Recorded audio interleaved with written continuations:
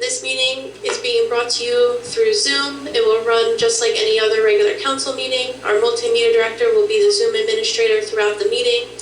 You will still be able to comment during the public comment sessions. When the time comes, you will click the raise hand button or dial *9 if you are present by phone. And then our multimedia director will unmute each person one at a time so you may speak. Thank you. Thank you, April. If everybody could join me in saluting the flag of our great nation.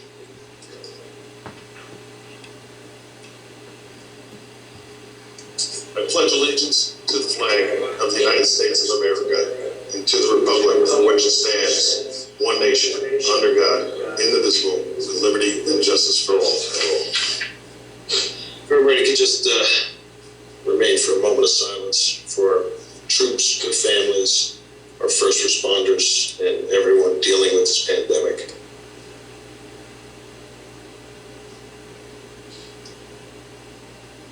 Thank you.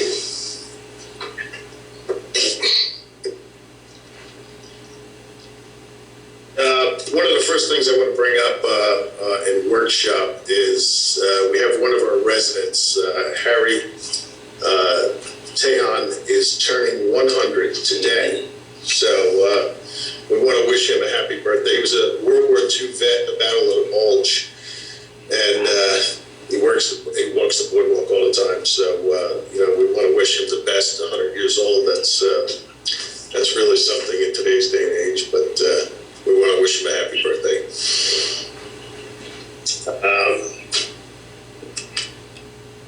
All right, on workshop tonight.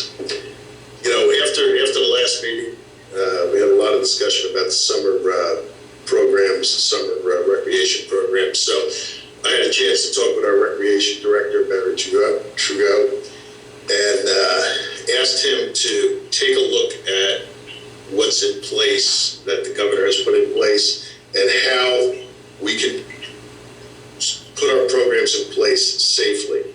Ryan D'Elia, fire administrator, helped making sure we went through the guidelines, and I'm going to turn it over to Barry. He's done a lot of work researching everything, and he thinks that with everything that the governor has put out in Executive Order 149, we can run some of our programs. Some of them won't be run the exact same way as they have in the past, but I'm going to turn it over to Barry. He's done a lot of work in the past 2 weeks, and Barry, if our recreation director, if you could give us an update. Okay, good evening, Mayor, residents of Belmar. Can you hear me, guys? Yep. Okay. Going over Executive Order 149, Ryan, our fire marshal, has helped me, and we wrote a bunch of protocols and the stuff that we have to do. A lot of procedures, there's a screening and admittance procedure. With that, we'll be doing temperature checks with all counselors and staff that arrive to summer camp. Group size and social distancing. The state has recommended that there was no limit for outside, but as of right now, we're going to be doing a 10 to 1, 10 campers to 1 counselor. So I'm a little nervous. Let's see. We're going to limit our activities. We're still going to try to utilize the beach playgrounds, different parks throughout the town. Even try to utilize a miniature golf program that is down by the marina. Our drop-off and pickup policies. We're going to have staggered times for drop-off and pickup, and also at different locations throughout the pavilion area. The reason why we're doing that is to limit the overcrowding, and also makes it easier, with screening the children coming in. Our visitor policy, is going to be very limited. No outside visitors, except for law enforcement or emergency personnel acting in that capacity. We'll be promoting the hygiene practices, educating the campers about hand washing, utilizing the hand sanitizer, and just make sure that they're not touching their face, nose, eyes, and all that. our staff and campers. We will have a health director. That health director will be certified in adult, child, and infant CPR along with first aid, and have all the knowledge of the CDC and New Jersey Department of Health guidelines. Our counselors will also go through a CPR and first aid program also, which is required even before the pandemic hit us. Our biggest challenge is going to be, with the children wearing the face masks. That's going to go for the counselors too. At all times, a face mask or face covering has to be worn, unless we go in the ocean, or if social distancing can be instituted. Now, in case if there is a positive, with our camp, in case there is a positive, no exposure, we have a policy or a procedure in place for that. We have to notify the county health department along with the youth camp project, which is a state project. Our outdoor camp, like I said, we're going to be most of our camp, if not all of it, will be outside. So we utilize the beach. We utilize the beach parks and the different parks surrounding the area. And with the policies, that is all I have on the policies. Were there any questions that you had, Mr. Mayor? Or?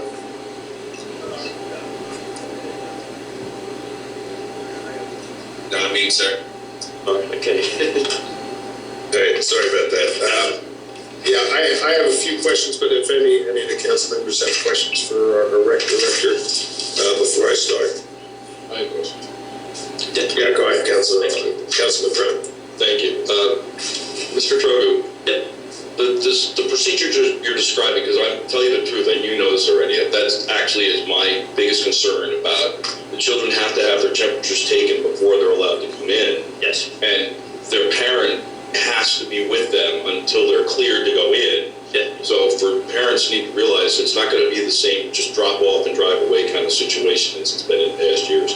It's going to be a little more cumbersome, but we're going to be doing it. Am I understanding that correctly? Yes, that is correct. Okay. Are we doing the same length of day for all the activities, or are some of them shorter than others than they normally would have been?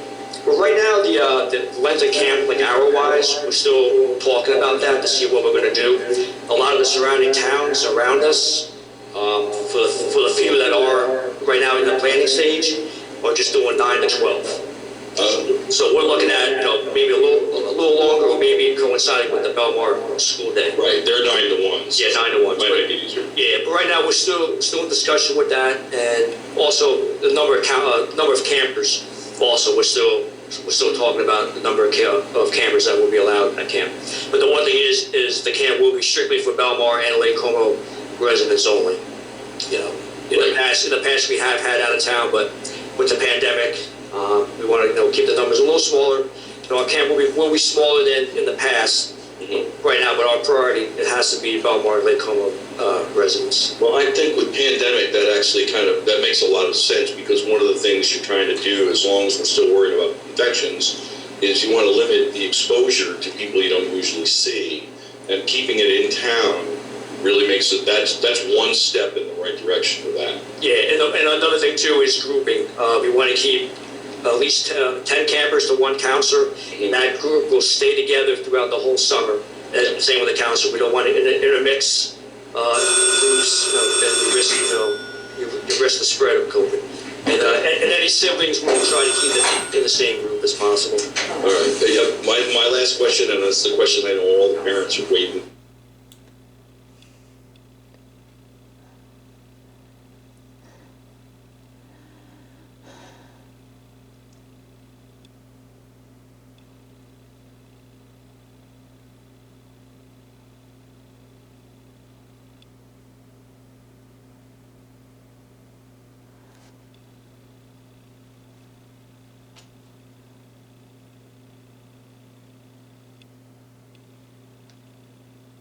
Thank you, sir. You're welcome. Thank you. Barry, I have a question. Yep.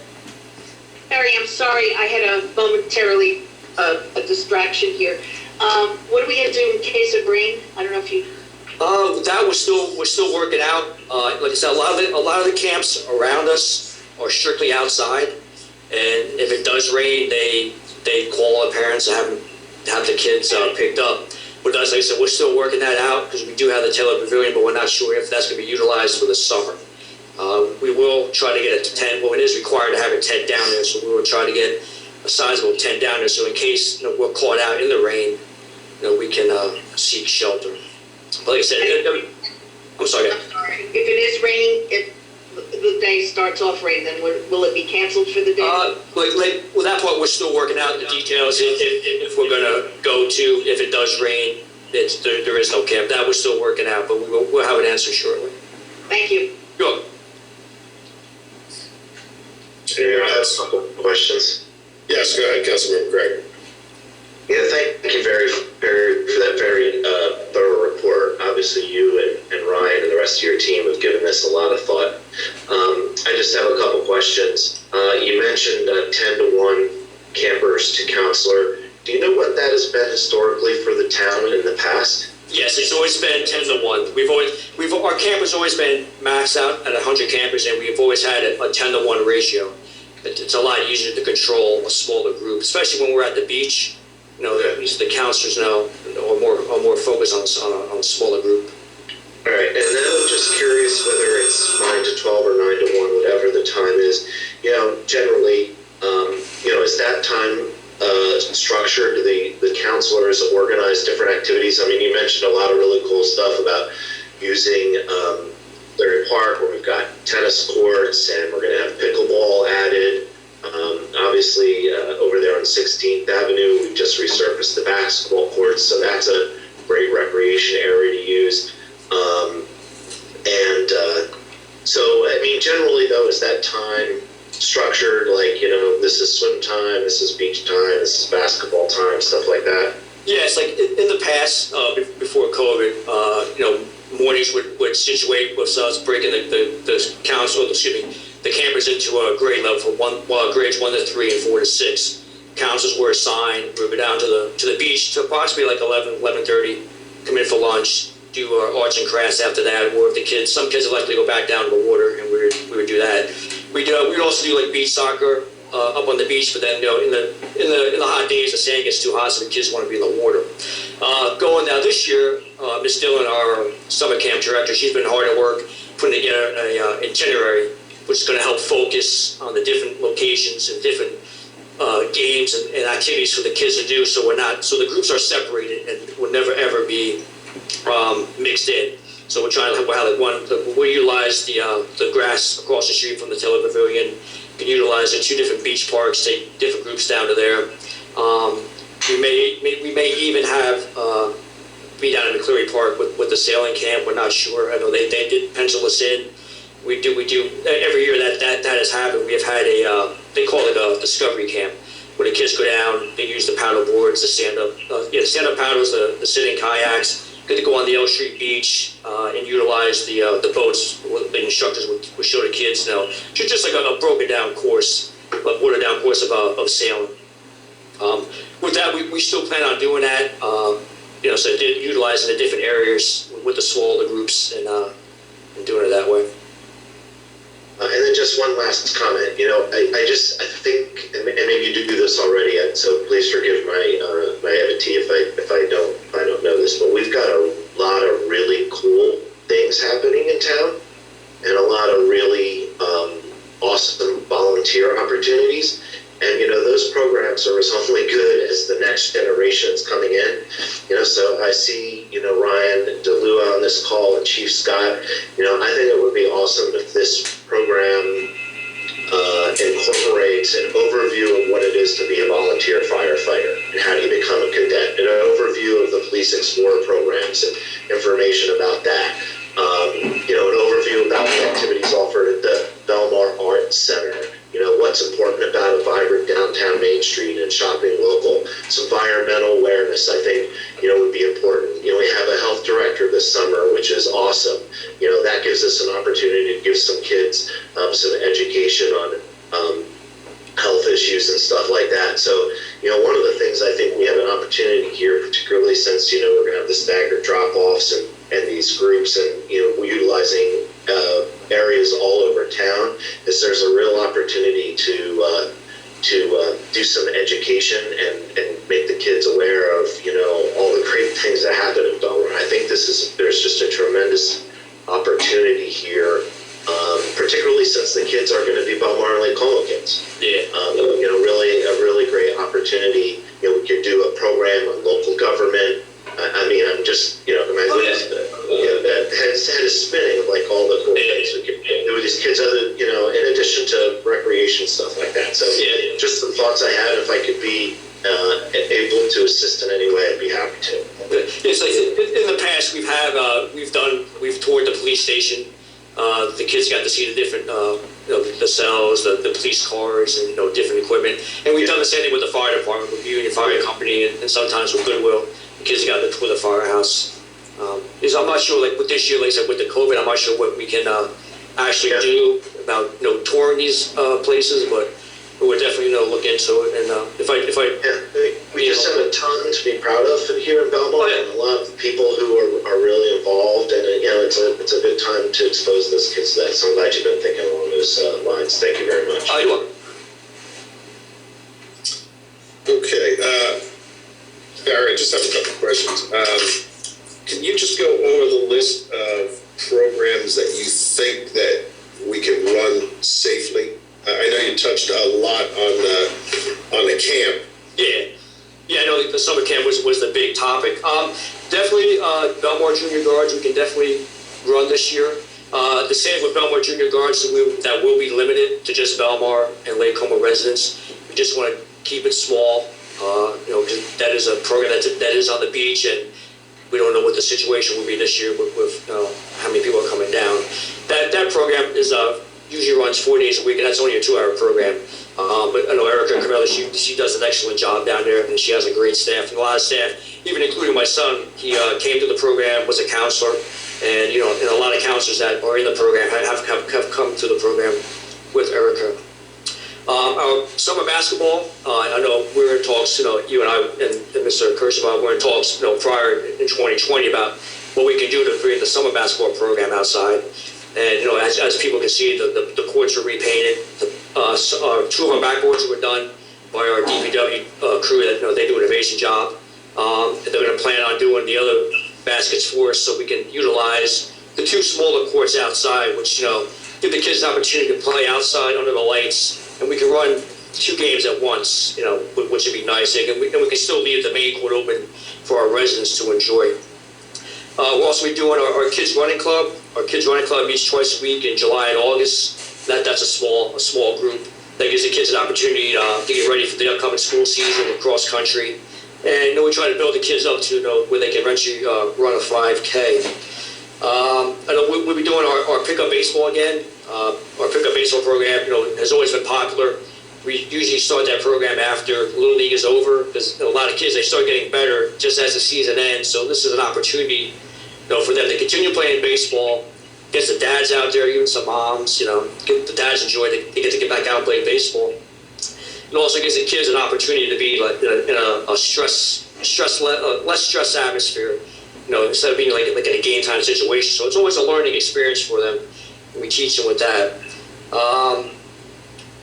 There's a few other programs I want to also bring up, or start new this year is the kids kickball. We want to start utilizing that 1 night a week, along with hopefully a little beach soccer program. With the little kids go on the beach. I have nets for the kids go on the beach, and then also there's been interest in adult kickball. So we want to try to get that going up and running 1 night a week to get the adults out there playing kickball. Because I know as a kid I played it in school, and it was big. We always did class first class growing up, and that's basically that's our summer programs that we're looking at doing that we can definitely run, because they're all going to be outside. So social distancing will be really wouldn't be a problem with that. Well, some of these things we'll have to see how many people sign up for, and one of them is. Didn't you mention the tennis on Yes, I've been in contact with a tennis instructor who will come out. He can teach a group session up to 6 people at a time. That's the most he can do at once. But we also look out to see maybe if there's other people out there that can do more than 1 group at a time. that. So if there is interest in that, definitely, please reach out to recreation@belmar.com to let me know. But that is something that we're looking to move forward in the summer months. I know the tennis courts are supposed to get resurfaced or at least repainted, and so we at least be a nice playing surface for the kids and even the adults. So. Yeah, which one of these programs have to be approved by the state? Just the camps? Yeah, the summer camp, we have to fill out a license form.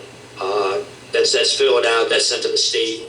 All the protocols that Ryan helped me with, the state, they will come out, do an inspection to make sure that everything is up to their standards. Make any corrections if we have to. And that's it. Now, the Belmar Junior Guards and all the other programs are going to follow the same COVID, protocol and policies in place. Kids will be temperature checked when they come in. The health screen form will be checked off just to make sure, that we're not allowing anyone in that are showing symptoms, and which is important too. If your child is sick, please keep them home. We don't want to, risk any exposure. All right, and so you'll have policies and all our volunteers and our employees will know exactly what to do once we open this up. I mean, the main thing is our employees, volunteers, and of course the kids that are coming out for all this. We want to make them safe as possible. So whatever we got to do to make sure that happens. I know Manasquan had problems last year. Seagirt had problems last year. Yeah. So, and the biggest thing is, we want to make sure that everybody is safe. We don't have a crystal ball of what's going to go on this summer. Hopefully the pandemic will be gone and we can just open up. But so as you're doing all this, just make sure that safety is our biggest concern. Yes, definitely. Generally, as you mentioned with Manasquan and Seagirt, they had to close their camp within the first week. Because of a high outbreak, and that also affected. I also coached Little League baseball last year, and 3 games into the season, we had to stop because of the high exposure rate going on in Manasquan. All right, good. Aaron, just have 2 other questions. Yes. Yeah, go ahead. I'm sorry. I imagine when you develop these plans, Barry, you and Ryan, in your team, they're flexible enough to, adapt for changes. So, I think we're all hoping that as the spring comes and the summer comes, the governor will, release some of the restrictions in the executive order because it's safe to do so. But obviously I totally concur with the mayor, even though with those restrictions being lifted, we still want to make sure our volunteers and our kids and everything are safe. And just to clarify, you alluded to this, but it's a question I suspect that might come up. You talked about the kids using the equipment for a discovery program from the Friends of Belmar Harbor. And I'm assuming in order to do that, the Friends of Belmar Harbor is also going to be open this summer for their programs, which I think is good. I know they operate good programs over there. I know they're an independent entity. And they, would personally have to make sure that they're operating safely and stuff. But it'll be nice to see the town back to, kind of, the activities that we use. Yeah. That's a quick question I have. Is the surf camp under the same restrictions as our summer camp as far as getting approval from the state? The surf camp is not part of the recreation. That is that's a separate entity. But I mean, even though they're a separate entity, they have to get it. And sailing. Yes, I know the sailing. They had their protocols in place, and I believe they were licensed through the state. I thought I saw them on there. Summertime surf, I'm not sure. I'm not sure how that worked, but I'm sure they have COVID protocols. Because we're going to have to take a look at if they're going to open. We have to make sure that they have everything in place also. Mayor, they sent me a proposal. I have it. We're reviewing it and making sure that all the guidelines are consistent with state policy and procedures. So, which one, the surf camp or sailing? The surf camp. And the sailing has also sent me a proposal that we have to review. Okay. Anybody else have anything for Barry? He's going to be here until public comment, so if the public has any questions for him, we'll keep them here. All right. Moving on, I guess we'll go to the beach playgrounds. We've chosen a company that has the pirate ships. We were able to work a couple companies against each other and get them down to about 45,000 a piece. These are pirate ships that are not made out of concrete. They're made out of materials that will last down the beach. Some composite, some aluminum, powder coated aluminum, and a lot of plastic. So they look like that they'll last a lot longer than the concrete pirate ships. So we'll be getting them hopefully before summer. We did have a little video for them, but I think the council members got it, but I don't know if we can play it up here tonight. So we should have them in place before summer. And April, you want to take the library programs? We'll run a workshop. Anybody have any questions about pirate ships? Move on to the library programs. Okay, the library just wanted us to announce that they have a new program available for those with visual and print impairments. They have teamed up with the state and national libraries to offer free digital talking book players with free audiobooks, audio magazines. They also have Braille books and publications, and a mobile app for smartphones and tablets. It's an application process. You just contact the library, fill out an application, and then you get the free digital book player or the Braille books, depending on what you need. And that was it. The rest is their usual curbside pickup is still ongoing, and is as well as the interlibrary book loan program. Administrator, you want to just, since we're on library, just talk about the reopening or what we're going to do with, if we're going to start reopening the library? Yes, thank you, Mayor. I've been working with the library, surveying libraries throughout Monmouth and Ocean County. Roe Korbalik has sent me a plan for reentry into post-COVID situation. We're in phase 3 right now. We're going to remain in phase 3 for a while. The only thing that impedes is that people can't browse the books inside the library. And some libraries that are open only allow 15 minutes of time inside the library. To keep our staff safe and our residents and our visitors safe, we're going to stay in phase 3. I'm going to be reviewing more with Roe this week, but we have a full process on how we're going to integrate into getting back into the swing of things once restrictions loosen up.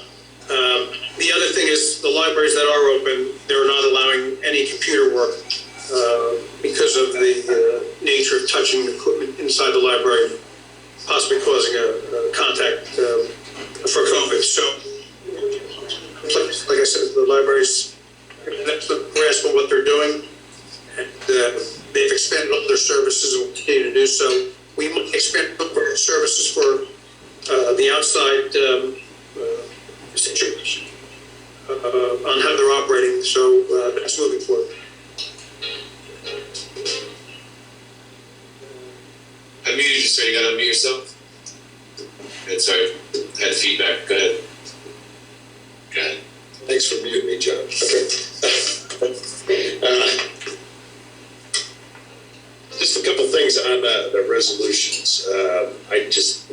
I know normally we have a big ceremony when we're hiring 2 new police officers, but I'm going to ask our chief, we have on the resolution tonight to put on 2 police officers that we have vacancies for. So, Chief, if you could... Absolutely. Good evening, everyone. Sorry, Mayor, I didn't mean to cut you off there. That's okay. So we are able to hire, we had 2 vacancies with the police department, so we will be filling those with 2 of our Class 2 officers that actually have worked for us for the past about 5 years. So I have a little bio on each of them that I just want to read to you. Derek Fabian is one of the officers, who's currently assigned as the school security officer at Belmar Elementary. Derek Fabian is the third of 4 brothers raised in Chatham, New Jersey by his mother and father before his family moved to Seagirt in 2010. Derek attended High Point University in North Carolina, where he graduated in 2014 with a bachelor's degree in criminal justice and a minor in political science. In 2015, Derek was hired as a Class 1 Special Law Enforcement Officer for the Belmar Police Department and continued on to a Class 2 Special Law Enforcement Officer position in 2016. He attended and graduated the Monmouth County Police Academy for both positions. Derek has continued as a Class 2 Special Law Enforcement Officer for Belmar, and in 2018, he was assigned as the School Security Officer for the Belmar Elementary School, where he has come to know and love the students and families alike. Derek has recently been engaged to his fiancée, Danielle Orlando. The second officer that's going to be hired is David Burke. David Burke is a middle child of an older brother and younger sister raised in Holmdel, New Jersey by his mother and father. David attended Moravian College in Pennsylvania, where he graduated in 2014 with a bachelor's degree in sociology. In 2016, David graduated from the Monmouth County Police Academy as a Class 2 Special Law Enforcement Officer for Belmar. David has continued as a Class 2 Special Law Enforcement Officer for Belmar, and in 2020, he was assigned as a School Security Officer for St. Rose Grammar and St. Rose High School, as he also has come to know and love the students and families. Both Derek and David have completed all the testing and background investigation requirements to become a full-time patrolman with the Belmar Police Department. They both have been an asset to the Belmar Police Department and have done a great job in the past 5 years that they have been here. Derek and David are a great addition to the department, and we all look forward to working with them. As being their supervisor for basically the entire time that they've been with the Belmar Police Department, we could not have found 2 better officers to add to the department. They work well with our full-time officers, and I'm looking forward to working with them. Thank you, Chief. Yeah, they're going to be great hires, and we're looking forward to them coming on board. While I have you, I know we have one of the new electronic speed signs that was put up on 16th Avenue. Maybe you just give us a little detail on that. Absolutely. Back in December, we were able to purchase a mobile speed sign that we can put on any kind of pole throughout the town and move it around. We just put it out today on 16th Avenue for the westbound traffic. We're testing it out. There was a little training that was involved. Our traffic unit sat through the training. What's nice about this piece of equipment, it is cloud-based, so it actually collects data. So we'll be able to collect the data of the cars traveling right now on 16th Avenue to see if we can, pinpoint a time of day where the traffic is, where we should be sitting there watching it more, I guess I could say. And we'll be able to move it around town when we get complaints, say on 5th Avenue or, 8th Avenue, we can move it to that street, for a week or so. It is battery based, so it's good for about 7 days, and then we have to recharge the battery and put it back up. But it's a good tool for us, especially with, the complaints that we get for speeding in town. So we can put it up, collect the data, and try to pinpoint where the trouble times of the days are, and try to enforce speeding in town better. Thank you. Anybody have any questions? Should be a great piece of equipment for us, that's for sure. I had one question, Chief, if you don't mind. So 16th Avenue is a county road. We don't need to ask their permission to put the sign up. We can just do it. No, we have permissions to put the signs up. What we don't have permission to do is, I know there's been a couple requests for speed bumps and rumble strips and stuff like that. Unfortunately, the county will not allow us to do that, but we do have permission to utilize signs on that street. Very good. And we will be purchasing, hopefully this year, once the budget is set, purchasing 1 or 2 more. And I'm also looking into a traffic grant that just came out to maybe, take care of some of the funds for those. Thank you. That's Well- excellent. Perfect. Thanks, Chief. Anybody else have a question for the Chief? Okay, great. We're just gonna, April found the video for the beach playground, so it's just a few minutes. April, if you want to just play that for the council members.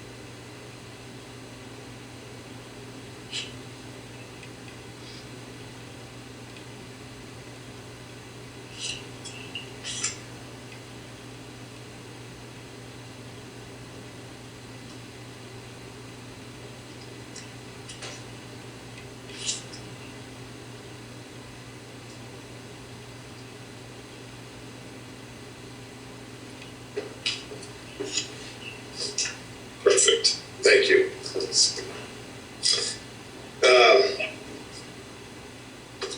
We have on the resolution tonight for the paid parking areas this summer. We just have to make an adjustment. We're going to have to make an amendment to the one because it didn't include, we're changing the east side of Ocean Avenue from 7 a.m. to 10 p.m. And it's going to be for all of Ocean Avenue. And it's going on the angle spaces around Silver Lake and on the south side of North Boulevard to B Street this year. The reason why that we're expanding it a little bit is these pop-up car shows that come into town. It's going to give the police department a little bit more area to police them, and when they're parking in these spaces, not paying. Hopefully, we can move them out of town a little bit faster. Knowing that we have paid parking there, hopefully they'll choose another town to go to that doesn't have paid parking. So we're putting in that in place. The only thing is that on this resolution tonight, it didn't include changing the times along the whole east side of Ocean Avenue. So the east side of Ocean Avenue is going to be all the same. It's going to be 7 a.m. to 10 p.m. So we're just going to make that adjustment. It's on the resolution calendar.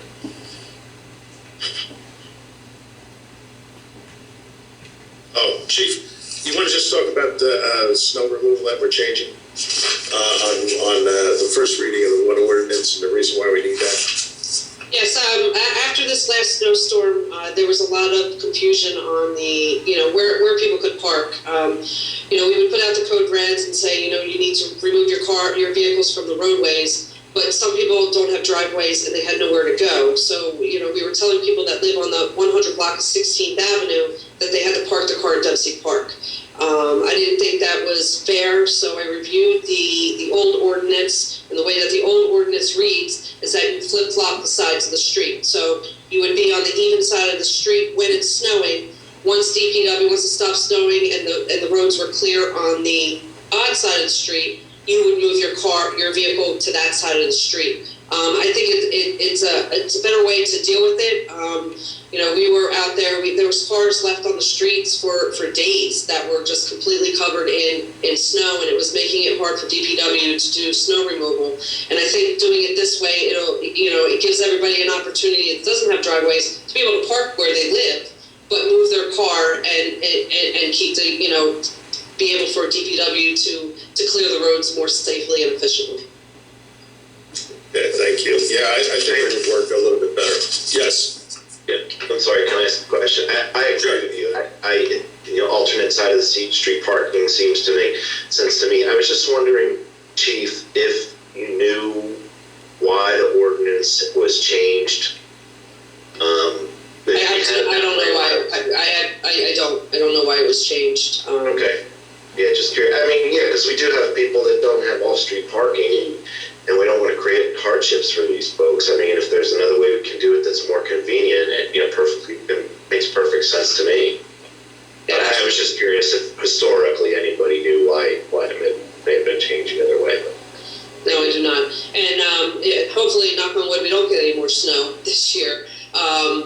Moving forward, when we do put out a code red, if we have to put one out for snow this year, I will make sure that it's in there, explaining to park on the even side of the street and then move over so that everybody knows.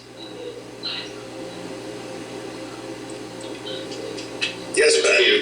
Here comes. Just have to unmute, Pat. You should do it. Yep, you got it. There you go. Okay, Pat, go ahead. Thanks. I have a question. One of the problems, not everybody is on the code red, especially when we have winter rentals. They're not on the code red, and why? They don't know to take their cars off the street. Can we do something having to do with the realtors who rent these houses in the winter to make sure that when they do, they tell these tenants they have to be off the street? Give them the code, let them sign up for code red, but they must be off the street when it snows, because we had the last snowstorm. A lot of people didn't move. They just stayed, and it was a problem. I can talk to code enforcement and maybe put that in, the contracts and the COs that they sign when they come to get the COs for the winter rentals. Sorry. Yeah, that would be a big help. Thank you. You're welcome. Anyone else? Okay, I think that's all we have for workshop. So, April, I guess we're going to move on to petitions. Yes, I received a petition that's signed by Belmar Lake Como parents, and it's a petition to bring back the Belmar Summer Camp and Junior Guards for 2021. Okay. Yep. Approval of minutes. I have a motion to approve the minutes of the February 16th meeting. Motion. Second? Okay, all in favor? Aye. Reports of council. Councilmember Craig. Yes, thank you, Mayor. The Belmar Housing Authority had its monthly meeting last night. The executive director, Paul DeSantis, recognized the work of folks in DPW. He said that the DPW staff have done an excellent job in clearing the snow, clearing the walks, clearing the parking lot, and going above and beyond to make sure that property was clear and safe for residents and safe for emergency vehicles and others to get in should that be needed. So that's Paul DeSantis, who wanted to make sure that the DPW was recognized for their efforts. There is one empty unit that will be filled this month, and that unit was from a longtime Belmar resident, Robbie Roper, who passed away, and we keep obviously him and his family in our prayers. They're a dedicated family who've given a lot to Belmar over the years, and we're certainly very grateful for that. Great news. A determination was made by the Department of Housing and Urban Development that capital funds can be used to put Wi-Fi in the building, throughout the building, so that all residents will have access to Wi-Fi. And there's money in the capital fund to do that, and that will be installed, which is wonderful news for the residents. Also, the board commissioners are starting to have a discussion regarding funding for the housing authority. There's some different HUD programs now that we're going to be looking into that will allow the housing authority to have an opportunity to recapitalize its aging property and potentially add more affordable housing units for seniors in Belmar. But we want our seniors to stay in town, and many of them are looking to downsize, and this would be a great opportunity for them. So this is a project that's just getting off the ground, looking for more opportunities to recapitalize the project and use that money to maybe add some units, or certainly do improvements to the building that we have now. I think what's important to be said is it will not have a rate increase for the residents. The new funding programs hold the income requirement for residents at their current levels. So that's a really nice thing. So good productive meeting at the Housing Authority last night, and good things are happening over there.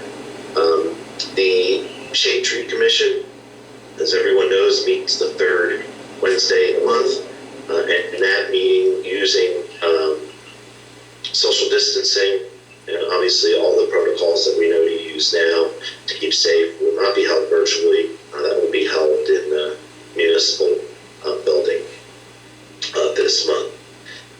Lastly, Mayor, and maybe I hope I'm not stealing your thunder here, you're going to cover this on your reports, but I think it's just worthy mentioning, that the Office of Emergency Management last year worked very hard to put a plan together to keep our residents and our visitors who are going to the beach safe.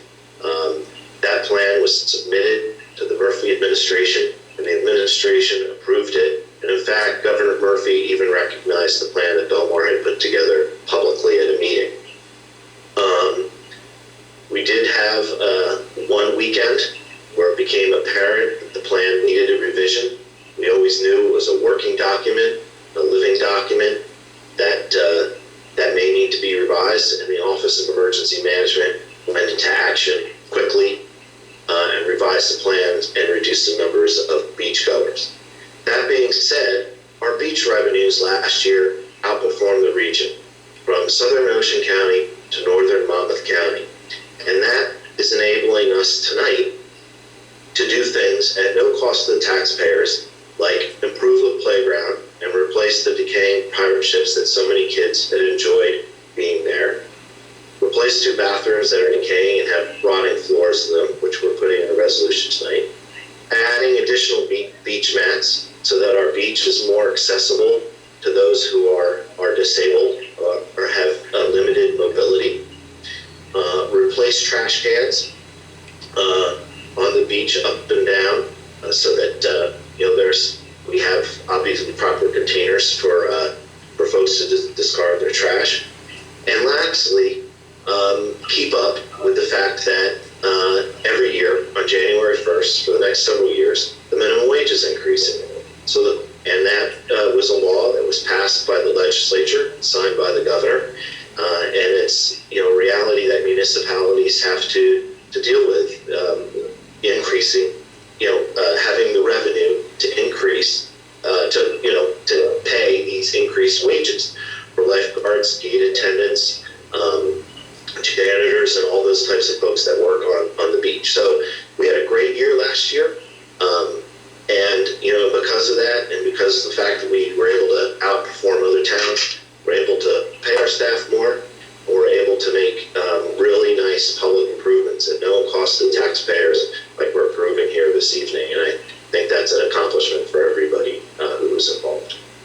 Thank you, Mr. Mayor. Thank you. Councilman Brennan? Thank you, Mr. Mayor.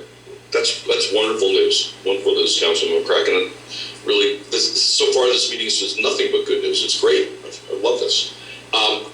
The Harbor Commission and the Environmental Commission meet next week. They meet the second Tuesday and the second Thursday of the month. So I don't have any commission reports or anything like that. But I do have, I'm sure a lot of people have already seen the news. The president has announced that the federal government has purchased enough vaccines so that 300 million Americans can be vaccinated by the end of May, which is absolutely amazing. And if it really even get close to that, it's going to be amazing. So again, if you get the chance. Teachers can get their vaccination started on the 15th. I think that's very important, very, very important, so our schools can reopen fully. I give the Belmar Elementary School a lot of credit. I know about what they're doing over there, that they're getting through, but what they really want is to have school be longer. And I think this will move it a lot closer to that. And one last thing, if you haven't seen it yet, I mean, I love Dolly Parton. I love Dolly Parton. I've always loved her, and I loved her even more after I visited Nashville. But now I love her the best, because if you haven't seen it, she got her shot today, and she made a video, and she sung "Vaccine, Vaccine, Vaccine." I said she made up a whole song. It was great. So, hopefully that moves anybody who's hesitant, about getting the vaccine. Go get the shots. It's making a big difference. Thank you. That's my report. Thank you. Council President Wong. Thank you, Mayor. It was a wonderful report that Councilman McCracken gave us.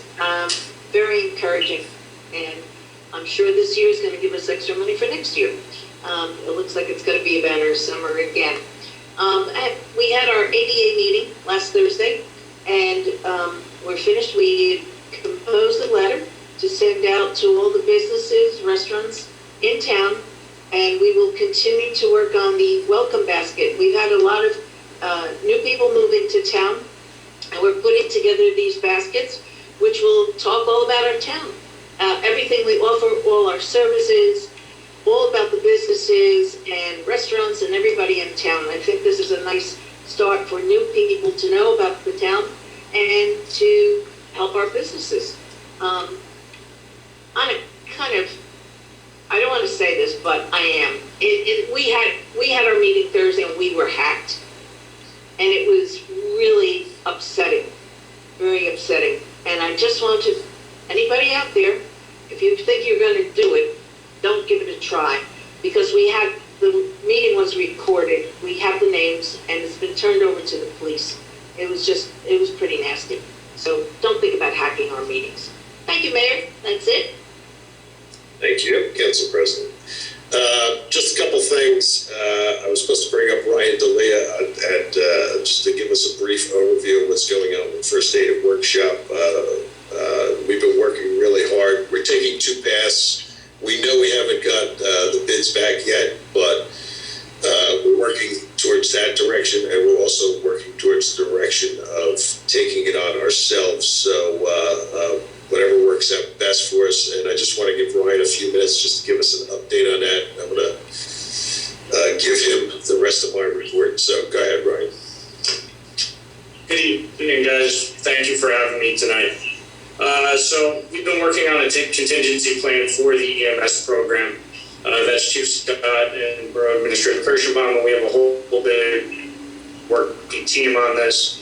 What we're moving towards is obtaining EMS licensing from the state of New Jersey that allows us to bill.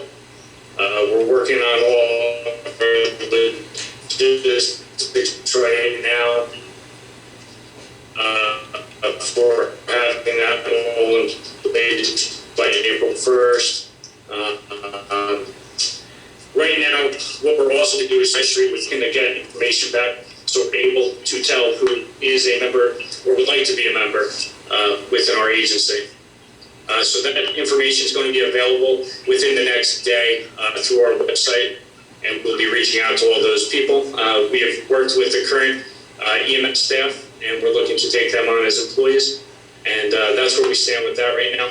Chief John, I don't know if you have anything else to add. All right, I think you pretty much covered it all. I think everybody on this panel can agree. The main priority is EMS services for the town, and that doesn't stop come April 1st. The borough administrator, the mayor, Ryan, we've all been working very hard to make sure that that doesn't happen. So I think we have a good plan in place moving forward, depending on with the RFPs and everything like that. Okay, thank you guys. Yes, they've been working hard, the chief, business administrator, Ryan D'Elia, to make sure that this is going to be put in place and ready to go for April 1st. So good job, you guys. The only other thing is I want to thank DPW. They got a couple more awnings up down the marina. They're working to get that done before summer.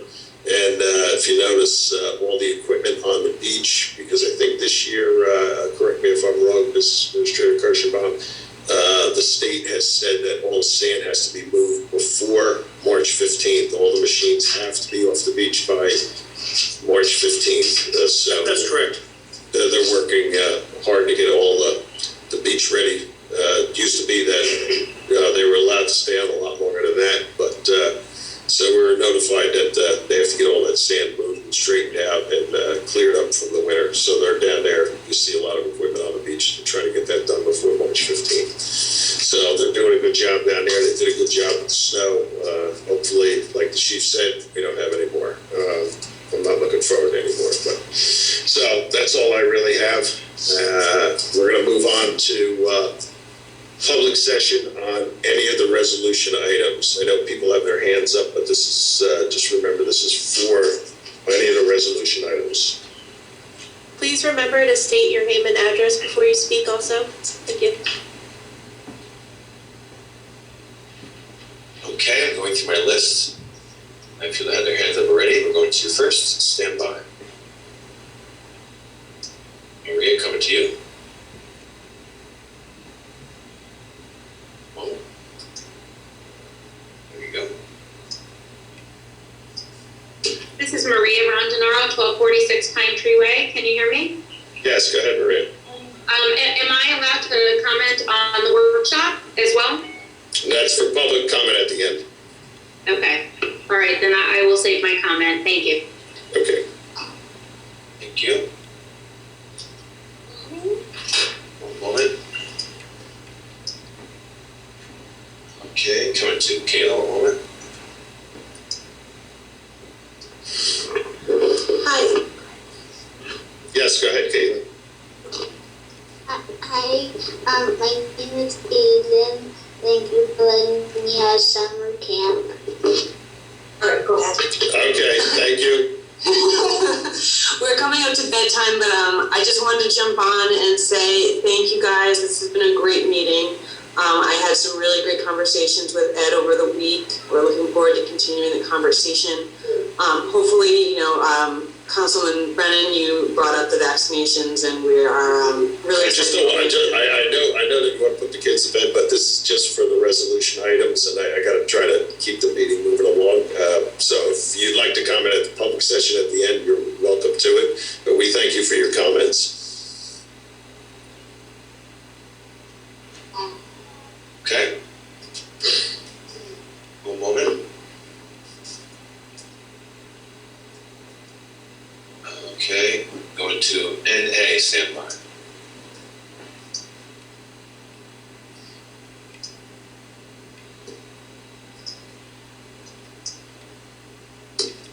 Okay, stand by. Oh, well, I took her video because it's slow, stand by, sorry.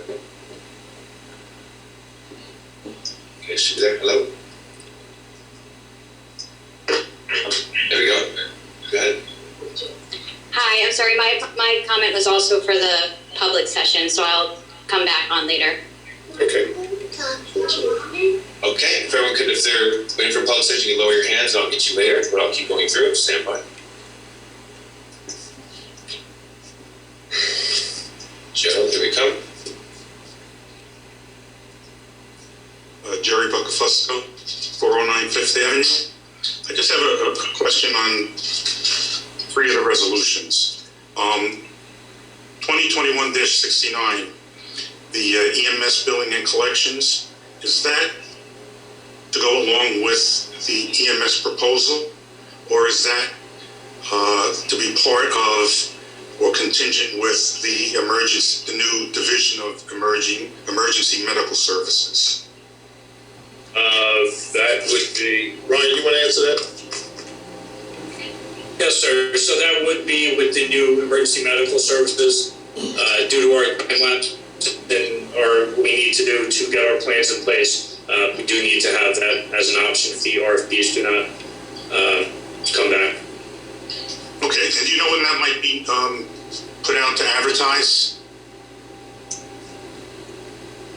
April. It'll be advertised this week.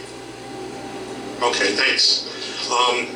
Moving on to 2021-73, the temporary budget. I just wondered if someone could give us a little insight as to the funds that are being utilized in the first aid accounts in the current fund and also the beach utility. In the current fund, there's $36,000 for salary and wages and $21,000 for other expenses and $99,000 for capital improvements. What is that to be spent on?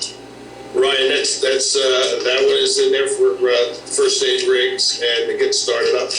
Yes, that's our startup expenses. Yeah, if the bids don't come in at the right prices, we had to put that in there just so that we have to buy a couple rigs and get the startup costs. And I have a similar question for the beach utility. There's $24,000 in salary and wages, $14,000 in other expense, and another $66,000 in capital improvement first aid. What is that utilized for? Same thing. Yeah, same thing. Yeah. Okay, and the capital outlay of $400,000. What's that being budgeted for? I don't have it in front of me. Do you have that, Administrator? What are you talking about? Beach utility account 21-093, capital outlay $400,000. Is that for the bathrooms? Yeah, that's for the bathrooms. And then finally, this is just a minor point, but it's a major point. 2021-75, resolution for providing for the transfer of surplus funds. The wrong statute is quoted, as it says in the first paragraph. This provides for the transfer of surplus funds from one account to another during the last 2 months of the calendar year. We're in the first 3 months of the calendar year, so that's the incorrect statute for that resolution. That's all I have right now. Okay. We'll take a look at that. Okay, thank you. Coming to Sherry one moment.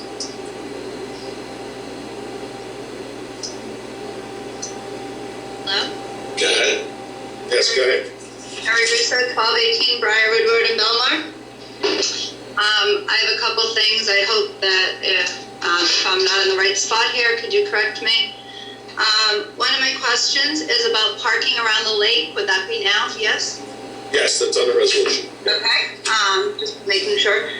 Parking around the lake when people are going to pick up from camp, will they then be charged to have to park around the lake then? On lake. Wrong lake? Yeah, no, well, it's gonna be the angle parking on Silver Lake, just the angle spot. So there is free parking on the inside of the street. So, yeah, it's gonna be the angle parking around Silver Lake and then Lake Como on the south side of the street up to B Street. Oh, okay, I see. And my other question is on resolution 2021-73 and regarding the first aid. As I see we're navigating a new first aid system here, I was curious if our taxes will be going up due to that? I don't believe so. I'd have to talk with her CFO, but I think she has the amount of money we need for startup. And do we know how much money we need for startup at this time? I think we just spread it off. I think it's somewhere around $200,000. I'm not sure. Okay. All right, that is all I have at this time. Okay. Thank you. Thank you. Seeing no more hands. The only thing we have to do is we have to change resolution 2170. You want to do that now, April? Yep, can I first get a motion to close the public hearing? Oh, sorry. Second? Second. All in favor? Aye. And then can I get a motion to amend resolution 2021-70, adding the east side of Ocean Avenue parking time? Basically changing it from what we have now to 7 a.m. to 10 p.m. and it's going to be clearly marked on all the spaces, so we don't have that problem like we had last year. have a motion to amend that resolution? Motion. In a second? Second. All in favor? Aye. And then can I have a motion to adopt the resolutions on the consent agenda as amended? Motion. Second. Second. Councilman Juan? Yes. Councilman Brennan? Yes. Councilman McCracken? Yes. Mayor Walsifer? Yes. Next, we have first reading and introduction on ordinance 2021-3. This is an ordinance amending Chapter 5, Department of Public Safety. We have a motion to offer for first reading. Motion. Second. Councilman Juan? Yes. Councilman Brennan? Yes. Councilman McCracken? Yes. Mayor Walsifer? Yes. Next is ordinance 2021-4. This is an ordinance amending traffic chapter 19 regarding snow removal. Do we have a motion to offer for first reading? Motion. Second. Councilwoman Juan? Yes. Councilman Brennan? Yes. Councilman McCracken? Yes. Mayor Walsifer? Yes. And then ordinance 2021-5, an ordinance amending chapter 19, creating various parking amendments. We have a motion to offer for first reading. Motion. Second. Councilman Juan? Yes. Councilman Brennan? Yes. Councilman McCracken? Yes. And Mayor Walsifer? Yes. Okay. Public session. Before we get into that, I did have one question that was emailed in. I just want to put it on the record. Anita Pecorelli, 104 First Avenue, emailed a question, when will the library open? The governor allowed libraries to open a while back. I believe that question was answered during the workshop, but I just want to put that on the record. Yep. And please remember to state your name and address before you speak. Okay, looking at the list. Go Cyrus. How's it going? Go ahead. Hi, sorry. How you doing? I just had, I tried to. Just give me your name and address. I know where you live, but just. Cyrus Reitmeyer, 405th Ave, Belmar. Okay, go ahead. The question I have is that the parking thing down on Silver Lake, I tried to raise my hand when that ordinance went up, but, you closed it out before I could, I guess, get acknowledged. But in any event, my concern is the fact that I understand you're doing it because of the pop-ups and there could be additional revenue for the town, but living on Fifth Avenue and going down Fifth Avenue quite a bit, as you know, Mark, on the bicycle, there's people that park in those diagonal spots that are theoretically residents of the town. They live in the condominiums, they live in the apartment buildings that are adjacent to the street. So couldn't it be contemplated to maybe give them a resident sticker or something like that? Because it's going to be a nightmare for them. And whether they rent or they own, they still deserve a place to park. And I'm sure that the condominiums and apartment buildings only allow for a spot per unit. So how are we going to solve that problem? We were conscious of that, and since the other side of the street is free, and you know how parking is in the summer anyway, we felt that it's just like the east side of Ocean Avenue. The other side of the street is free, and so we were taking a look at it and said that it's free because of the residents that live on that. Right. It would be a horror show to tell people they can't park their car in front of the house. Right. And on the other side of the street, we took a look at all the parking lots in all those condos, and the parking that they have on the east side of the street. Now, in the summertime, parking is horrendous anywhere.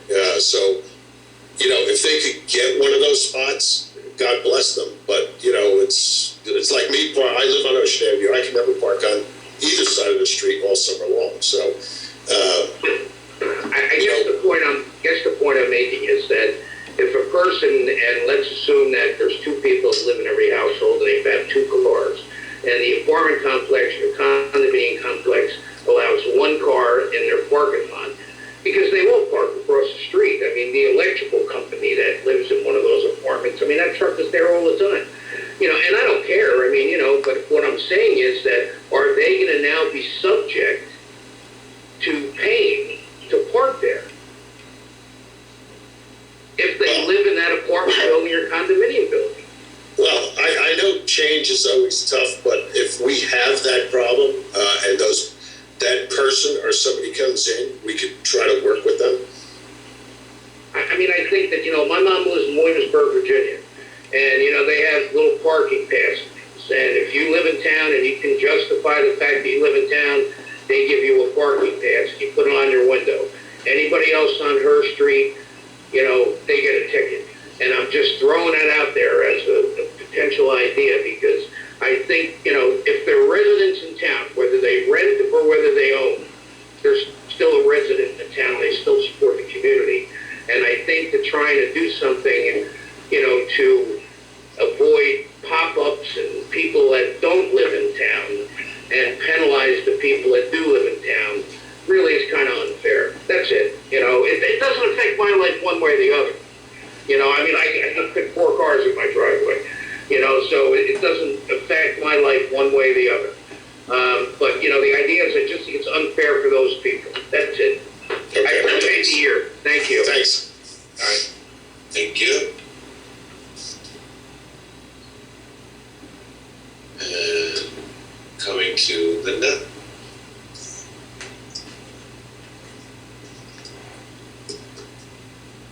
Linda Sharkus, 4th Avenue. Hi, Linda. Hello, everybody. Mr. Mayor. How are you? I'm good. I'd like to comment on the last council meeting. It was pretty disappointing to me to see what went on. It seems that respect's been lost. Those of you on the council leading our team were elected as a result of more than half the voters, the people who voted in town, selecting you. If people here in the audience didn't vote, shame on them. And if they voted and their candidate didn't win, maybe next election things will work out. And why do I bring this up? My vision of Belmar is we're the cheers of the Jersey Shore. Everyone knows your name, we share ideas and don't condemn or criticize. So I want to remind people that these meetings are recorded in our public record. And if you spoke to a boss, as some of the people did at last meeting, you'd be fired. We are all entitled to opinions and have the right to express them.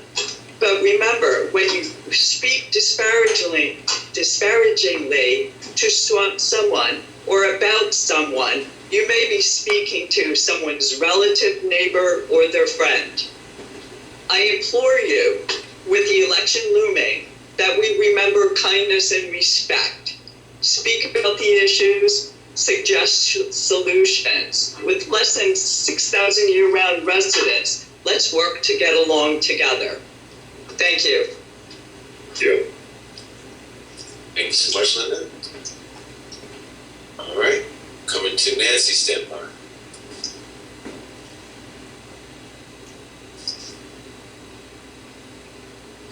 Yes, hi, Nancy DiLorenzo, 206 17th Avenue. So I just had a question. You know, I recall back in October there were some revisions to the Animal House law, and I'm not really sure I understand how anything's going to be different. Like, what are the edits to kind of help us as homeowners to live a little bit more civil life this summer? Well, there's a lot more restrictions, but I'll let our business administrator explain a little bit more in detail, or maybe Mr. Dancy could do it. Just get out and mute there, Jared. Mayor, I'm sorry, I don't have the Animal House ordinance in front of me. We adopted it 5 or 6 months ago. Nancy, if you would give April Claudio your email and phone number, I'll be glad to call you tomorrow when I have it in front of me and go over the whole thing with you. Great, thank you. Sure, just give it to April, she'll give it to me, and we'll go from there. Okay, great, thank you. Thank you. And Eric, one moment.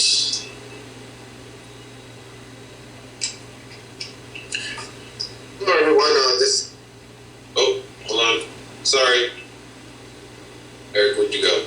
Stand by. Sorry. Eric, go ahead. Okay? Yep, go ahead. No, I'm sorry. Go ahead. All right. Eric Krause, President Friends of Belmar Harbor, so I guess that's Elm Street. Just want to let everybody know that, Barry, you got challenges this year. You're going to do a great job with them. We are here to help you and the Belmar community, as we always have been. We just want to remind you that we give 1 week at no cost, which costs us tens of thousands of dollars for your 75 students. And if you need 2 weeks, the board is willing to give you 2 weeks because we want smaller groups. We need to get these kids out in a safe environment. New Jersey Health Department lists the type of sailing we do, where we put 1 kid on a boat as the lowest risk sport there is. So we have a special opportunity. It's going to be a special summer. We know how to do it right. We have U.S. Sailing certified instructors. We are part of U.S. Sailings, which, for you, if you don't know, that's a national organization for sailing. They have the Olympic teams. So we are qualified. We know how to do it right. We'll be working with Ed and you, and we are here to help you guys make it work and make this a real special summer. And we'll work out the details in the coming weeks. So that's all I have to say. Okay. Thank you, Eric. Thank you so much, Eric. Alrighty. Coming to Paul. Stand by. Good evening, Paul Olnick, 1406 16th Avenue. I just wanted to thank Barry and Ryan, particularly for coming to this meeting, with a plan to roll out summer recreation options for the kids in Belmar. We parents certainly all appreciate that. My one question is if there is a time frame or a specific date in mind by which the undetermined components of the plan would be finalized, particularly the times of camp and any rain date contingency plans. Can you hear me right? Yeah. Okay. Yeah. Hopefully soon. I can't give it an exact date, but I have been in contact with Mr. Kirschenbaum and the mayor, and we discuss that frequently about how we can make safely run the camp and the length of time and the contingency for where if it does rain. Like I said, hopefully we can make a decision soon and and move forward. We are still have time to play for registration and all that, so we will definitely have a decision before that. Thank you. Very well. Yeah. All right, back to the top. Mr. Gerald, sir.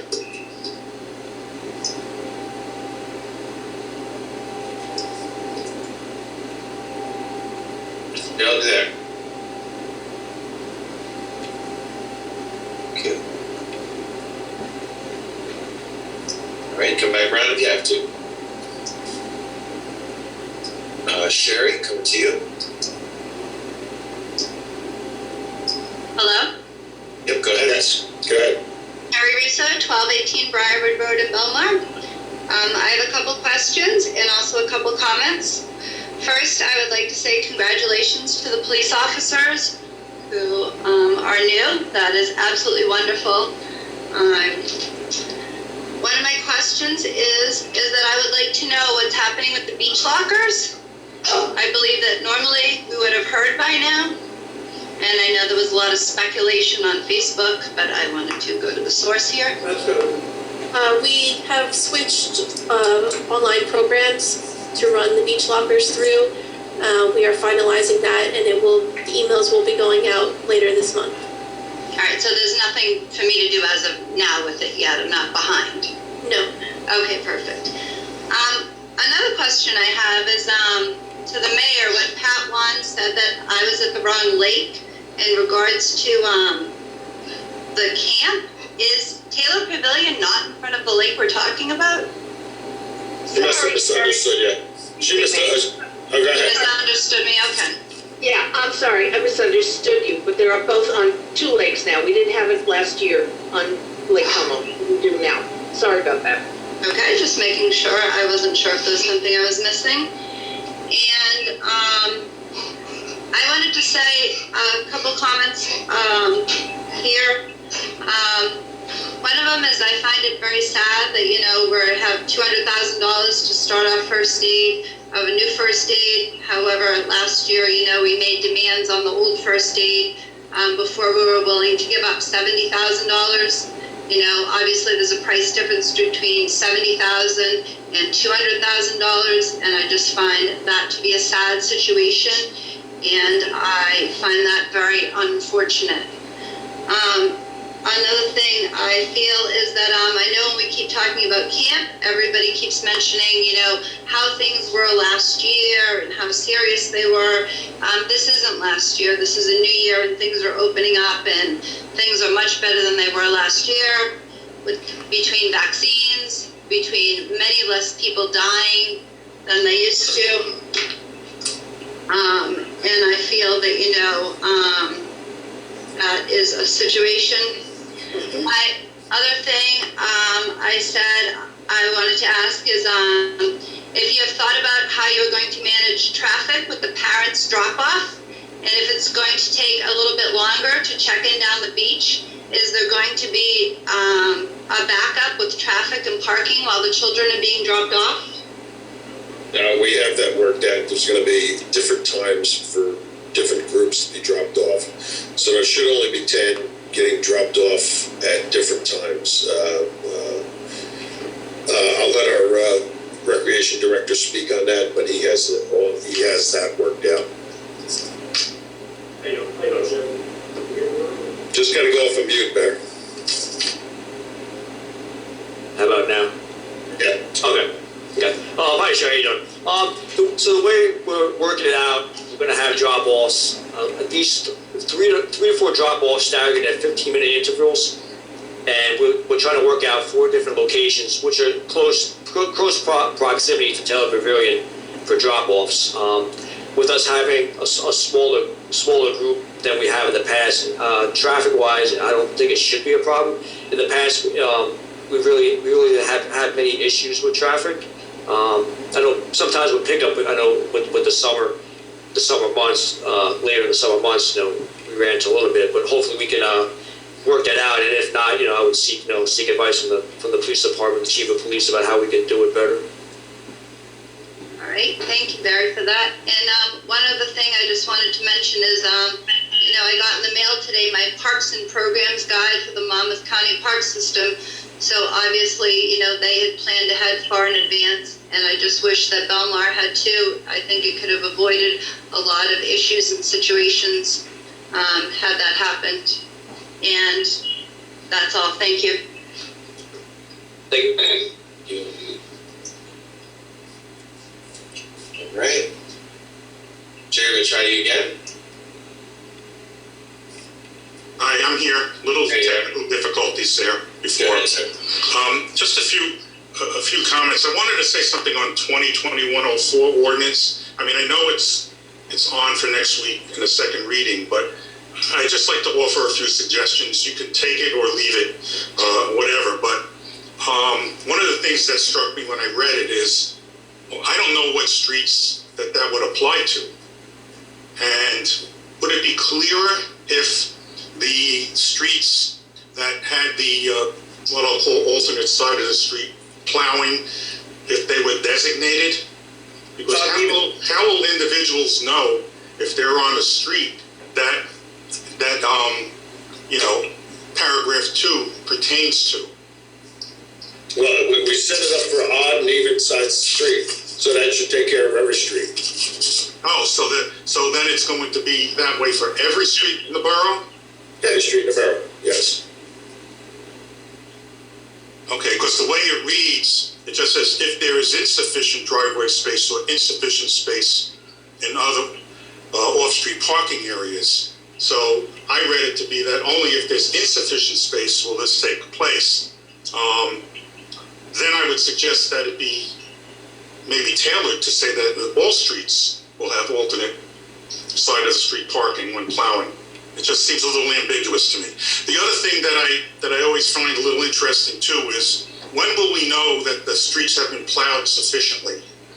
Because the streets on my street, they'll come up, especially if it's still snowing. Sometimes I'll think it's plowed sufficiently, and before you know it, another truck comes up and plows it again. So when, is it, maybe somebody can think of a way to let the townspeople know, well, the streets have been plowed sufficiently. Because I think that's a little gray area there that just might need to be worked out. But, the way I read it too, though, I didn't think that it was applying to all streets, but if that's what it was supposed to mean, then I stand corrected. The second thing is about the budget. Last year I had asked that there be budget presentations made before the introduction of the budget, and I'm going to ask that again this year. That I think it's very important for the residents to understand what's in the budget, and by that I mean that the town professionals, either in a work session or in a special meeting, take the time to explain what the various aspects of the budget mean, rather than just giving us the skeleton of all the numbers. So I'm going to request that again, that before the budget be introduced, perhaps there could be one or two meetings on the various aspects of the budget to give us an idea of, where we're going. And the last thing, I'm not sure if this was done or not, but I know the disabled badge issue was resolved.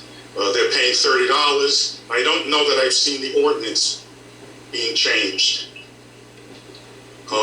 So I think somebody should look into that, because I think the way it reads now is that section was taken out, and just to cover all our bases and, dot our I's and cross our T's, I think that ordinance might have to be amended again to put that back in. That's all I have. Thank you. And then coming to you, thank you for your patience, everybody.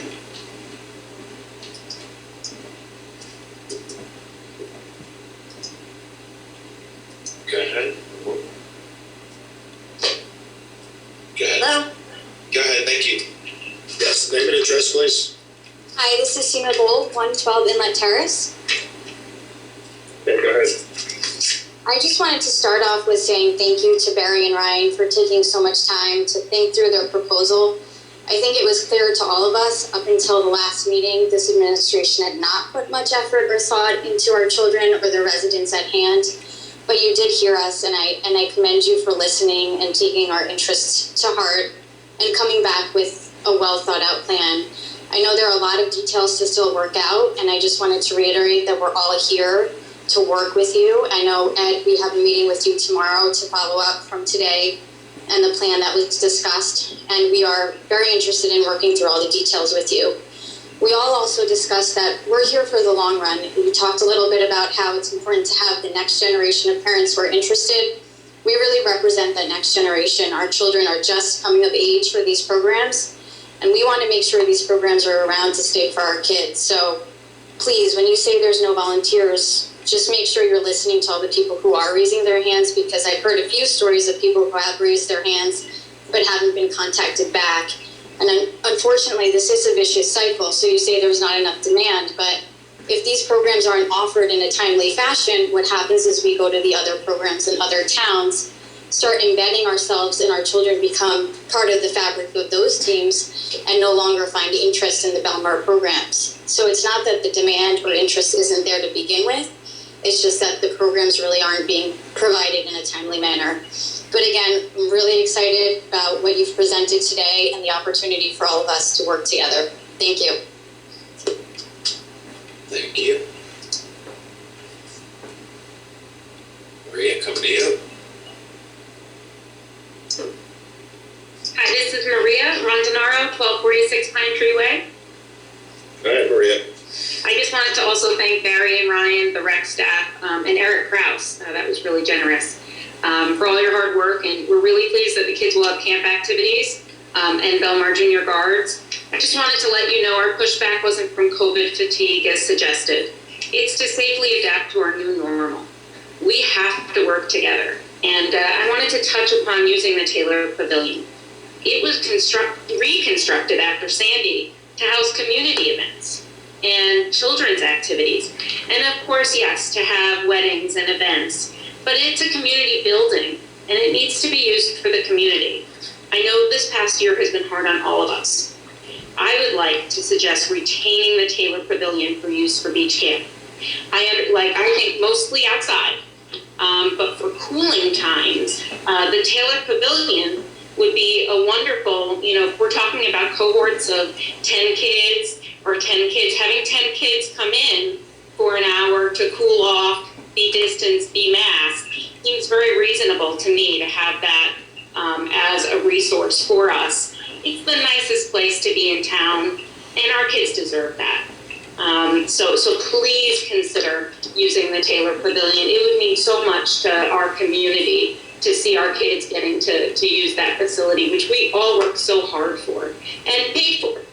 And for rain, some of us may choose to have our children stay home. That can be an option. This is just a suggestion. For me, that would be an option. But even if we have 30 campers who can't stay home because their parents work full time or they're working at the grocery store, essential workers aren't able to get sitting at that time, they can be distanced or even split up between the Taylor Pavilion and the municipal gym. We're not talking about a lot of kids here. We're talking about a small amount. We're just looking for flexibility. And I'm wondering if there's plans for private events at the pavilion this year. Not that I'm aware of, but Barry, if you could answer that, because we've been working on plans for a while, but I know that that has been coming into discussion as long as it can be done safely. So that's part of your plan, I know, but... Yeah, oops, sorry. You guys hear me? We can hear you. Okay. Yes, so we've been working with the plan to hopefully, with rain, to have the kids inside. In the past, that's, pre-COVID, that's never been an issue. Anytime it's rain, we've been inside the building, showing movies, doing games. This year, with the group sets, we would have to keep the groups separated. And, if we can, that's something that we will do.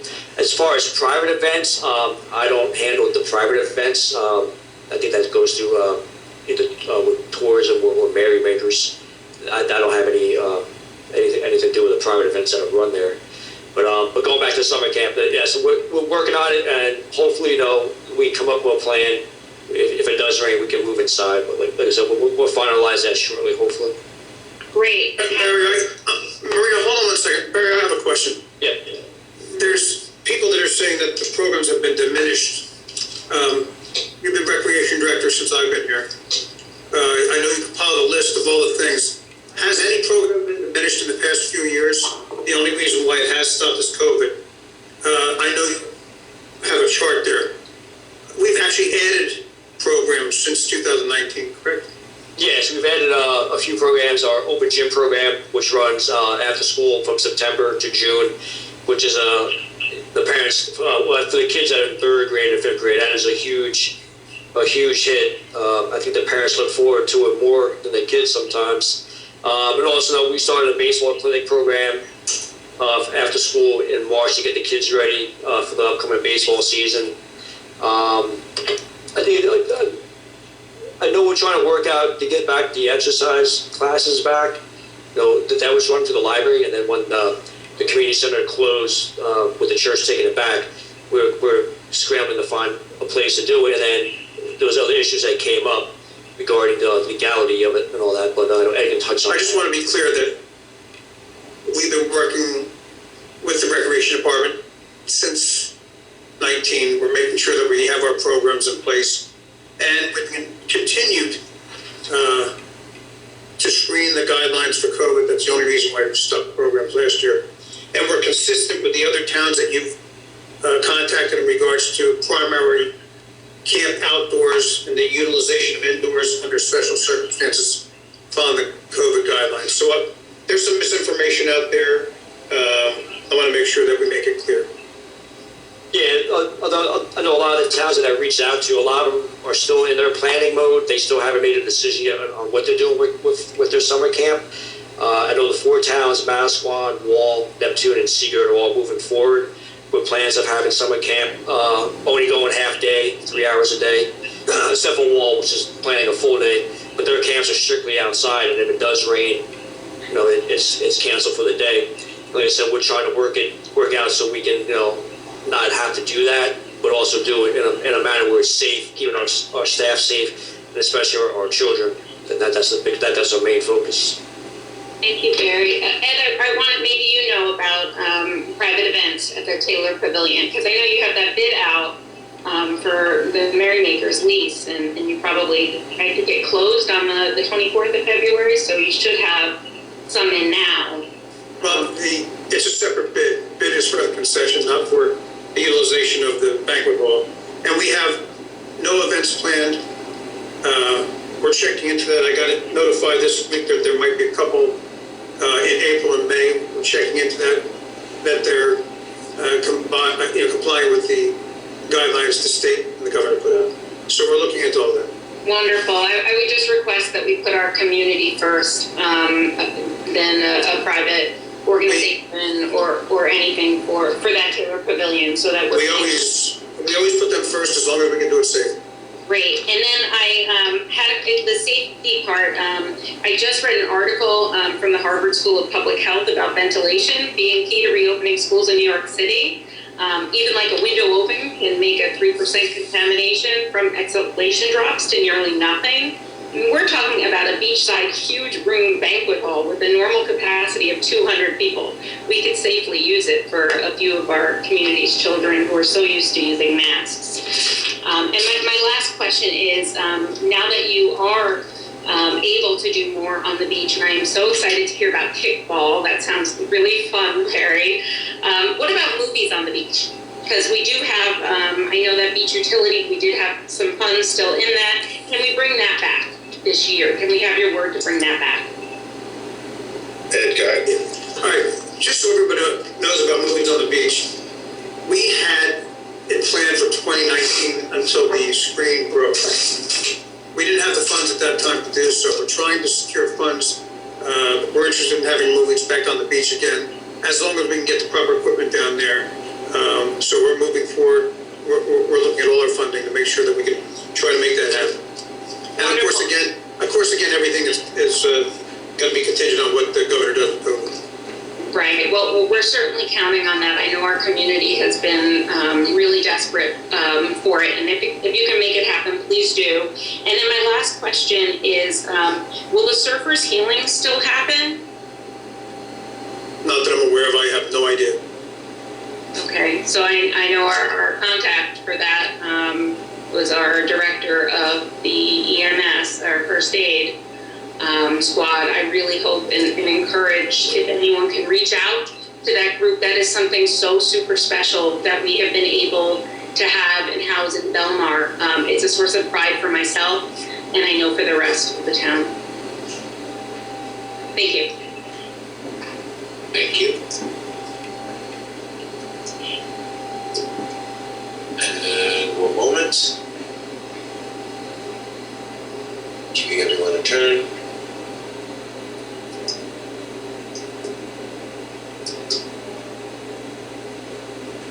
Beth, go ahead.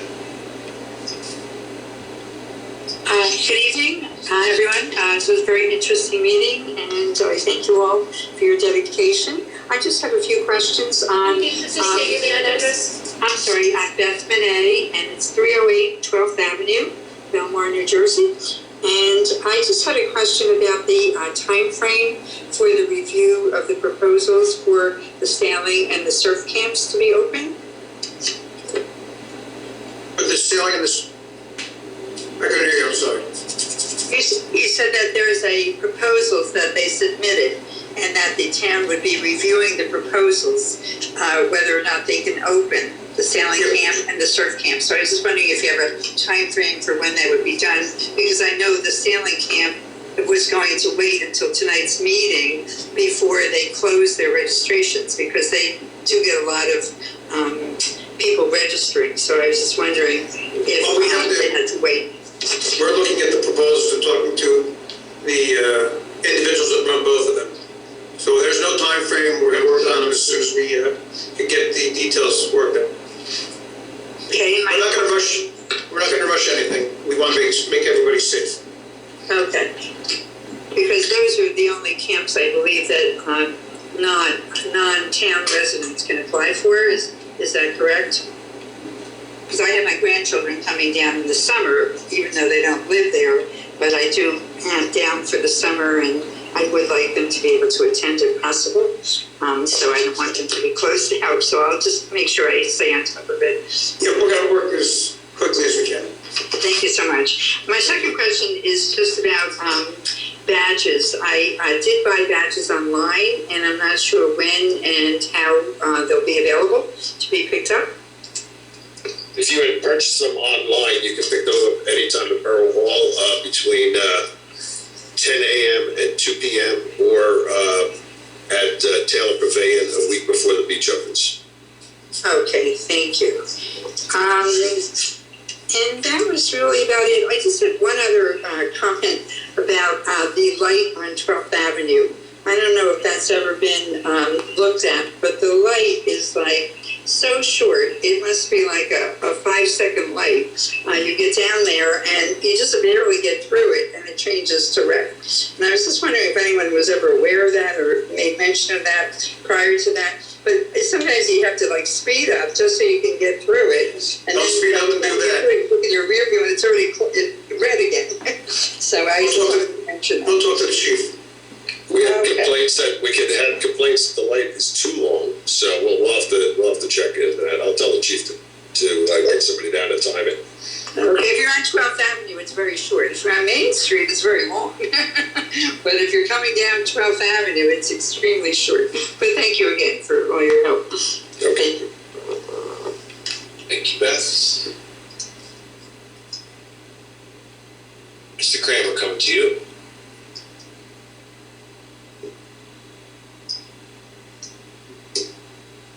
Go ahead, sir. Eugene Kramer, 4th Avenue. Hi, Mr. Kramer. Good evening, everybody. I just want to voice my support for the K-angle parking down along the beachfront.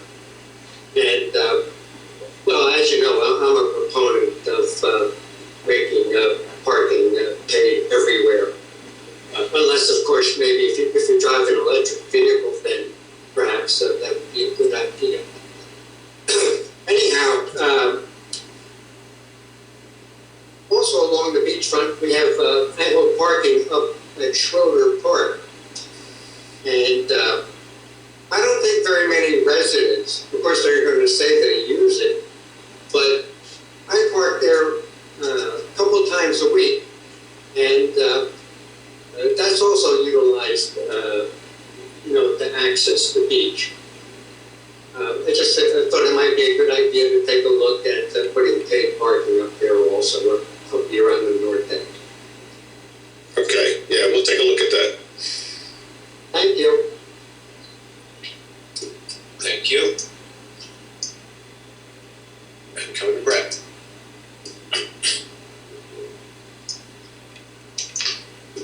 Hello.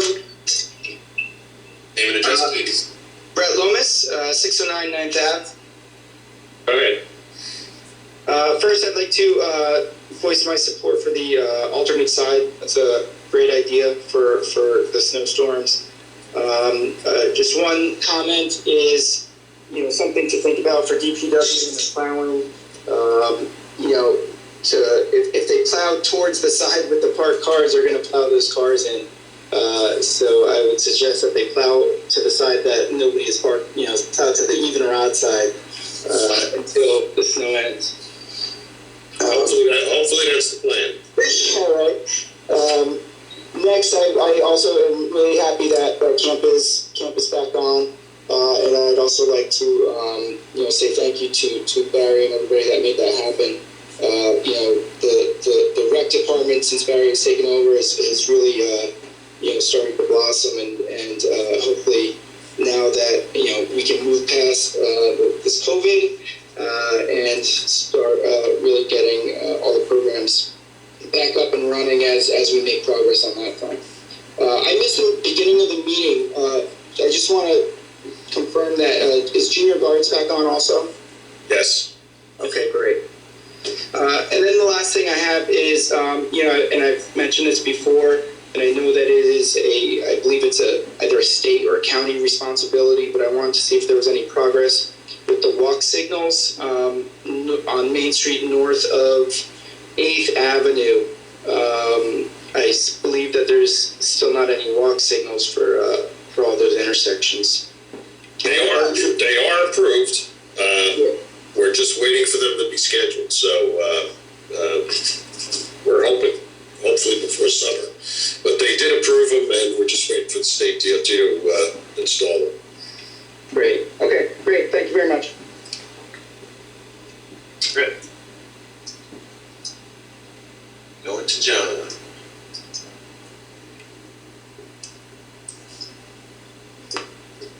Hello, can you hear me? Yes, go ahead. Name and address, please. Yes, John Walsh, 11th and B. I wasn't really going to speak, but I feel like some of the parents that spoke last week, they did bring up events and town fun disappearing prior to COVID. I mean, I just talked to my mom. We have movies on the beach, which that's a bigger issue than we can get into. Friday night music that was run by the Belmar Better Business Bureau. It now used to be run by the town.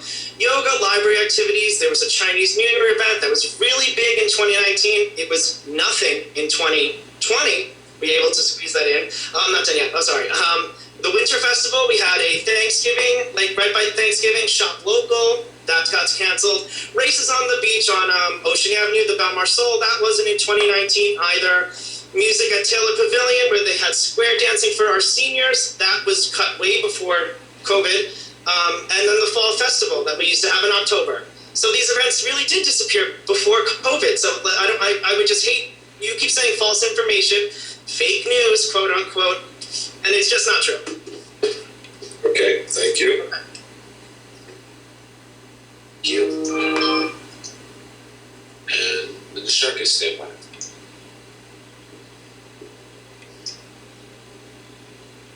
Linda Sharkus, 4th Avenue. Clarification on the alternate side of the street parking during snow. That's not in lieu of off-street parking. That's only if you have, because I didn't read the ordinance. I did recognize, appreciate the value of the alternate side of the street parking, but I don't want people to think that, I don't have to move my car if I park on one side when they have, their 100-foot driveway. Yes, hopefully everybody realizes that if you have a driveway, we do suggest that you park in your driveway, but for the people that don't, the alternate side, hopefully it'll help. Well, I think as a reminder, when code red announcements go out, it should be the reminder, please move in your driveway, otherwise even and then odd. So, yeah, that's a good idea. Okay. Thank you. Thanks, you guys did a great job tonight. Oh, thanks, Linda. Thank you. And Cyrus, coming to you.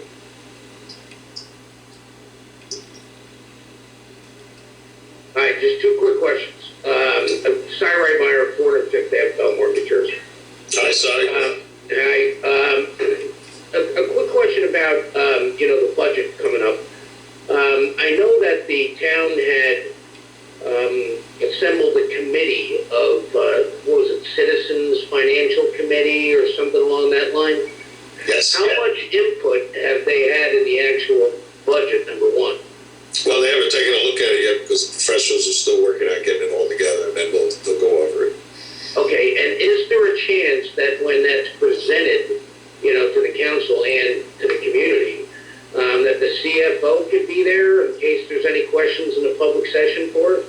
Yes, we're hoping we can do that.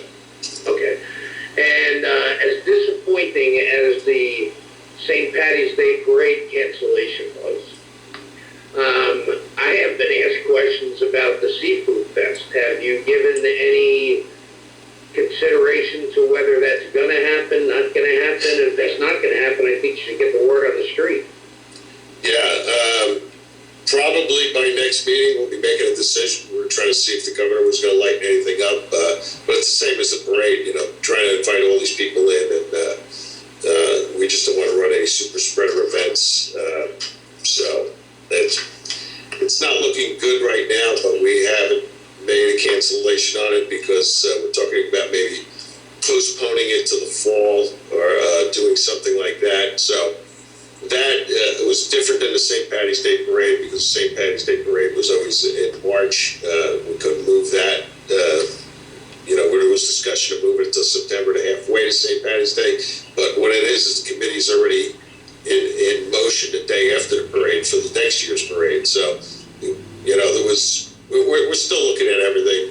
We're trying to see where this pandemic is going. So we'll be making, we might not cancel it, we might move it. So it's discussions between, the whole team. Okay. And then the final question is that, there was a person before was asking some questions about the Taylor Pavilion. And I understand that Merrymakers gave up the concession, but do they still have a role in the actual Taylor Pavilion from the catering standpoint?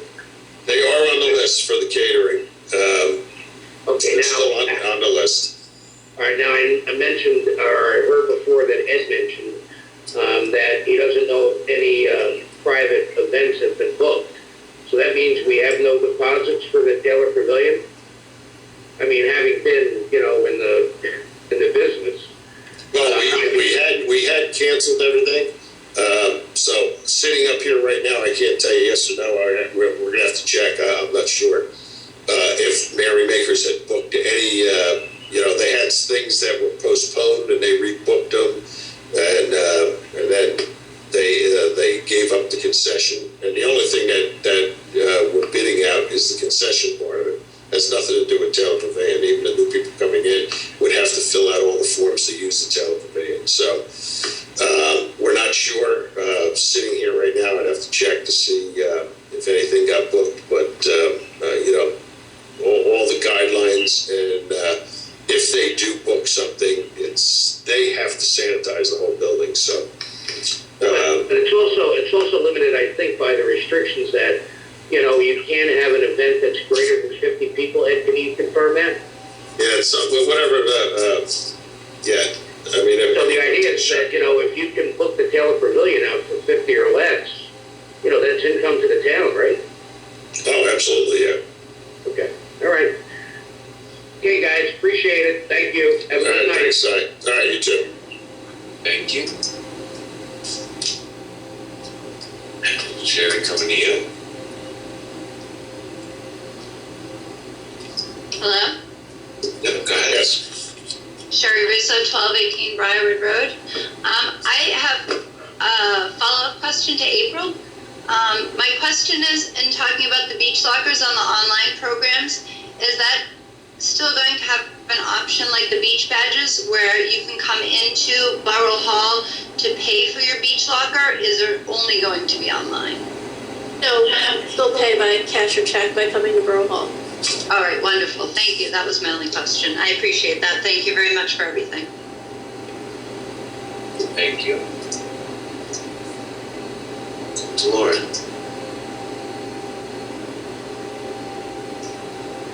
Hello? Go ahead. Yes, go ahead. Name and address, please. Hi, Lauren Stout, 419 6th Avenue.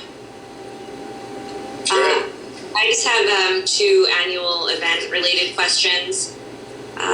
Do we intend to run the annual Easter egg hunt for the children this year? And what are the plans for the Belmar 5K this year? Or 5 mile? The 5K, I believe, they have booked a date around Labor Day. But it's a tentative date. They had to pick a date, so they pushed it out to the end of the summer. So, because nobody knows where the pandemic is going to be then. So, but tentatively, the 5 mile run is going to be either Saturday or I think Monday, maybe actually right on Labor Day. As far as the Easter egg, that's still, we're holding off on that. If that doesn't occur, and we're going to still do what we did last year, working with Chief Scott, the Police Department, and Department of Public Works, with the ride through town with the Easter Bunny. All right, thank you. Thank you. Into that.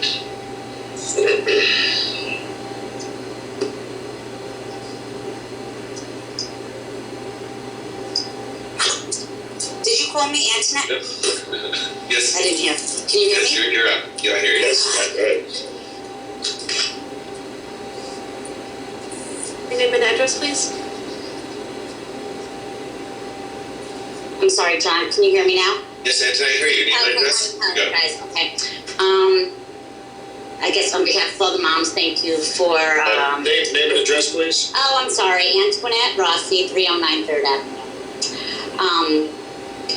I wanted to also ask about, I sent an email a couple weeks ago to everybody, and I haven't heard back. What did we consider open gym and youth club? No, I don't know if anybody's brought that up, but I haven't heard an answer on that. Barry, go. Yeah, hi Anthony, how you doing? Hi, Barry. Unfortunately, with the gym still being closed, open gym we can't do. Maybe as the weather gets warmer, we can maybe move it outside to one of the parks and utilize that. But Barry, you know that I think you're amazing, and I appreciate everything you've done for this town. And my family loves you. We all are so happy with you, Barry. But I don't know that is something that is directed to you. I think it's more directed to council and mayor, because if we do it in very small groups, because this is what I proposed, Mark and myself, when we sent the letter, can't we still do that? If we did it in small groups and used the gym every day? Well, I know you directed it to the mayor and the council, but we don't run these things. The recreation director does with his team. And so he has to do it? I told him that as long as he follows the guidelines and we can do it safely, that's what starts to open up. So it's with our recreation director. If he gives us the direction that he thinks that he can do it and he can do it safely, then it would happen. And he's following the guidelines very closely. Also, one of the other problems, Antoinette, is that the gym is connected to the municipal complex. So we have to be careful what we do with our own employees and the people in our lobbies. So we're trying to work through all the executive orders. We would love to open that gym. We would love to get it moving. That's why we've started in September, October to get those outside courts recreation program painted and the new backboards so we can start our recreation programs outside because of the restrictions on the inside of the gym. So if you've watched some of the high school sports, some of the schools have closed down their basketball programs. I know Manasquan and St. Rose had a problem with basketball inside of a gym that they had closed down for 2 weeks. So we still take that seriously. So when we can move forward, we will. I understand. Safety is the first priority. Did we figure out what we're going to do with the funds that we collected from the mayor's ball? Well, that's something that we'll discuss with the committee out here. Okay. Okay, so last session you said that you were looking for suggestions, and I've given a couple You can suggest them to the committee, because that's what we have a committee for. So whatever suggestions you put them out to the whole committee, and we'll see. We haven't had a committee meeting yet, or okay, so that is. No, you do it through email. Do it through email. Okay. Okay, I just think the public wanted to know as well. So okay, then I don't have any more questions. Thank you. Thank you. Carrie, stand by.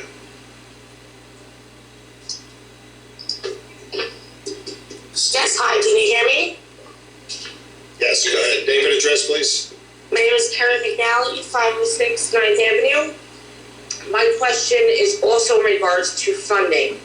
I know a lot of moms in this town, Antoinette especially, has done a lot of work with the mayor's ball, the mayor's children's ball, all this stuff to raise money. I'm in receipt of, the actual flyer that went out, and it says specifically on there, all funds raised are for Belmar youth programs. Clearly, the September 2019 mayor's ball, all those funds that were raised weren't all spent because everything stopped in March. I want to know if those funds will carry over till next year, considering that we do not have any fundraisers for this year. Yes, they're still in reserve, and we're just figuring out what we're going to spend them on. But this is my problem. Like, are they going to be spent on the youth programs? Because when you donate or you pay for a ticket to go to something, or a business donates something and they think they're donating to a specific cause, that's where the money should go. It shouldn't be spent anywhere else. When I buy Girl Scout cookies, I don't buy Girl Scout cookies to support a golf program.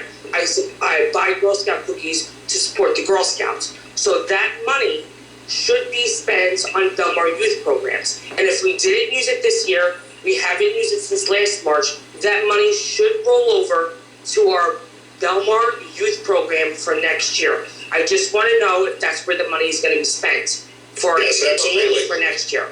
That's exactly what the money's going to be spent on. 100% confidence that's what you're saying. The money is only going to be spent on the Belmar youth program. It's going to be spent on recreation for the youth of Belmar, yes. It won't be spent anywhere else but Belmar youth. Yes, and I got a committee together we put out suggestions, and when the committee comes together, we know what let it be spent on. That's what we'll all come to that conclusion of what it's going to be used for. I just want to make sure, and 100%. How many times I can tell you? It's sitting in reserve. 100% going to be spent on Belmar youth, because people who donated or bought tickets, or businesses that donated for a specific cause. I just want to make sure that that money is directed back to what they thought they were donating to, and it goes to our kids. It is sitting in reserve, and that's exactly what it's going to be used for. Okay, well, thank you very much. Thank you. Maria, coming to you. Thank you. Maria Rontanaro, 1246 Pine Tree Way. I just have a quick question, but it's a meaningful one. What can we do to get residents vaccine appointments? I know individually many of us are helping our neighbors, but we need more help, and it'd be great to get some municipal help in actually getting shots in our residents' arms. Business Administrator, you have any knowledge of that? I've countless times got in touch with the Monmouth County Commissioners.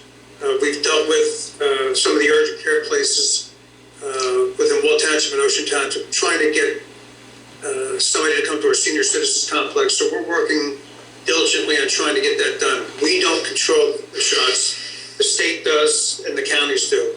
So anytime that we can get into that program, we're trying. Every single day we try. And I know that Monmouth County actually last week ran out of shots. So as they become available, we're trying to get on the ground floor again to get our people taken care of. Is there anything that we can run as far as municipal-wise? And I appreciate having you look to set up actual places that people can go for it, like in Neptune, that we were invited to that. I appreciate that. I know a lot of towns, Asbury, Neptune, are working with their, the county, and also with like OHI to get those vaccines. I'm actually wondering if we could do more of helping people call or get online and actually make those appointments for them. We do post on our social media, and if anybody has a problem, they can call us and we can direct them what they have to do. Yeah, I suppose I was just looking for a little bit more. Maybe I'll just continue to work with on a citizen level on our Facebook groups and see if we can help each other, because I know that's happening. If there's any way that anyone at the municipal level would like to be involved in that, please let us know. What we can do is set up a policing we have too. Maybe we can tie in something with community policing. With block captains or whatnot, if people want to get in touch with people to get them help in signing on, because I'm telling you, unless you are so tech savvy, you are not going to get the shot. You're not going to get it. I don't know why I have feedback, but we have helped residents sign on. We've given them direction on how to do so, and if anybody has a problem, they can call us and we'll see exactly what we can do to help them out through the Office of Emergency Management and through our employees in town. Okay, thank you. I neglected to mention this in my report, but the residents at the Housing Authority have been vaccinated. A VNA program came in and vaccinated. All the residents of the Housing Authority agreed to get vaccinated with the exception of 3. So we were very proactive in working on developing a program for those seniors to get vaccinated. It worked out well. As you know, this is something that's very important to me. This is something that we brought up at council meetings in the past, and I know I've gotten feedback from other residents in town that the borough staff, no matter who it is, has been helpful in assisting residents in scheduling online appointments or helping them navigate the phone system, which the governor put in place because so many people were having difficulty with that electronic system.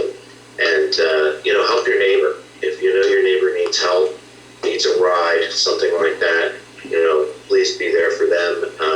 And also, I reached out to Freeholder Arnone, which I also reported at a previous meeting, so we can get a clinic here at Belmar. He knows it's a priority for us.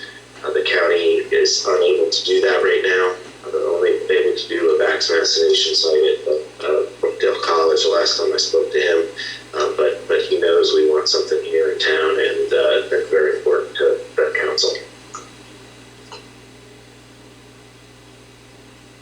Okay, now on to the next person. Stand by. Sharon.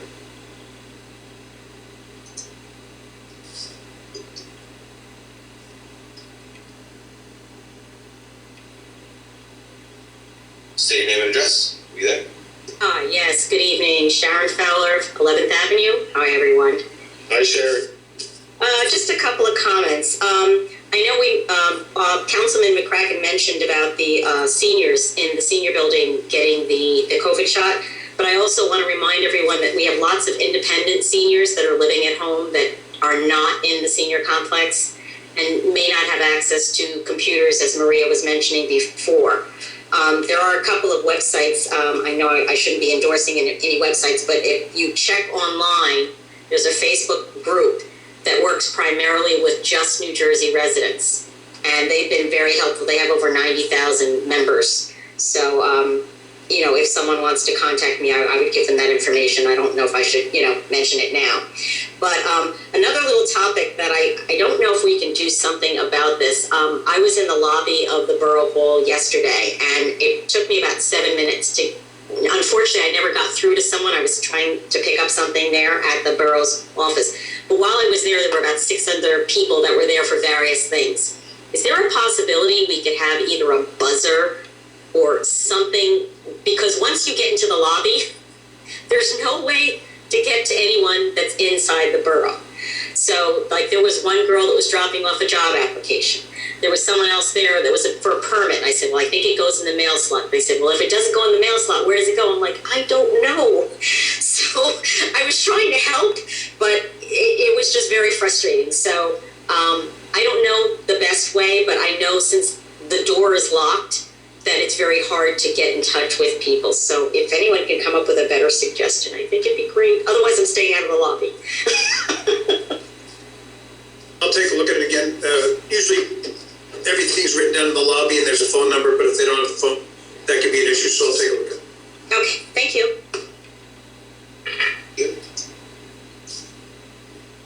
Okay, I'll stand by.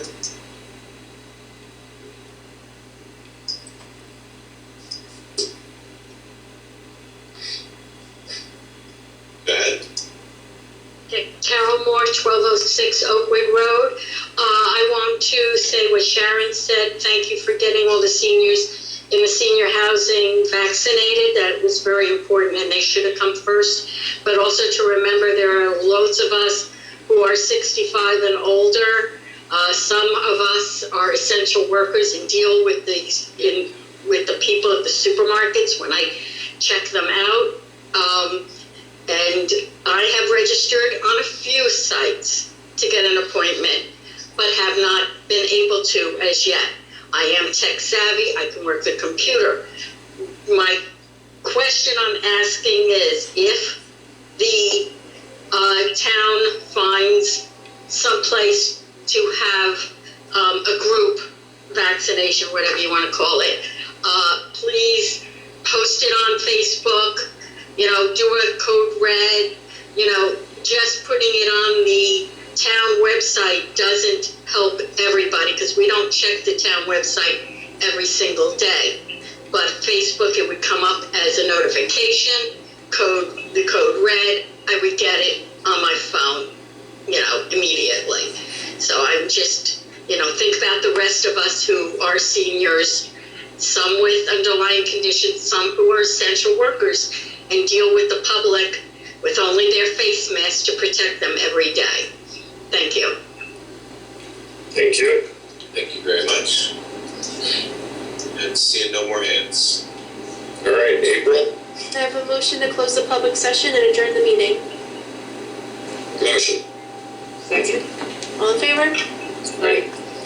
Thank you, everybody. Thank you, everybody.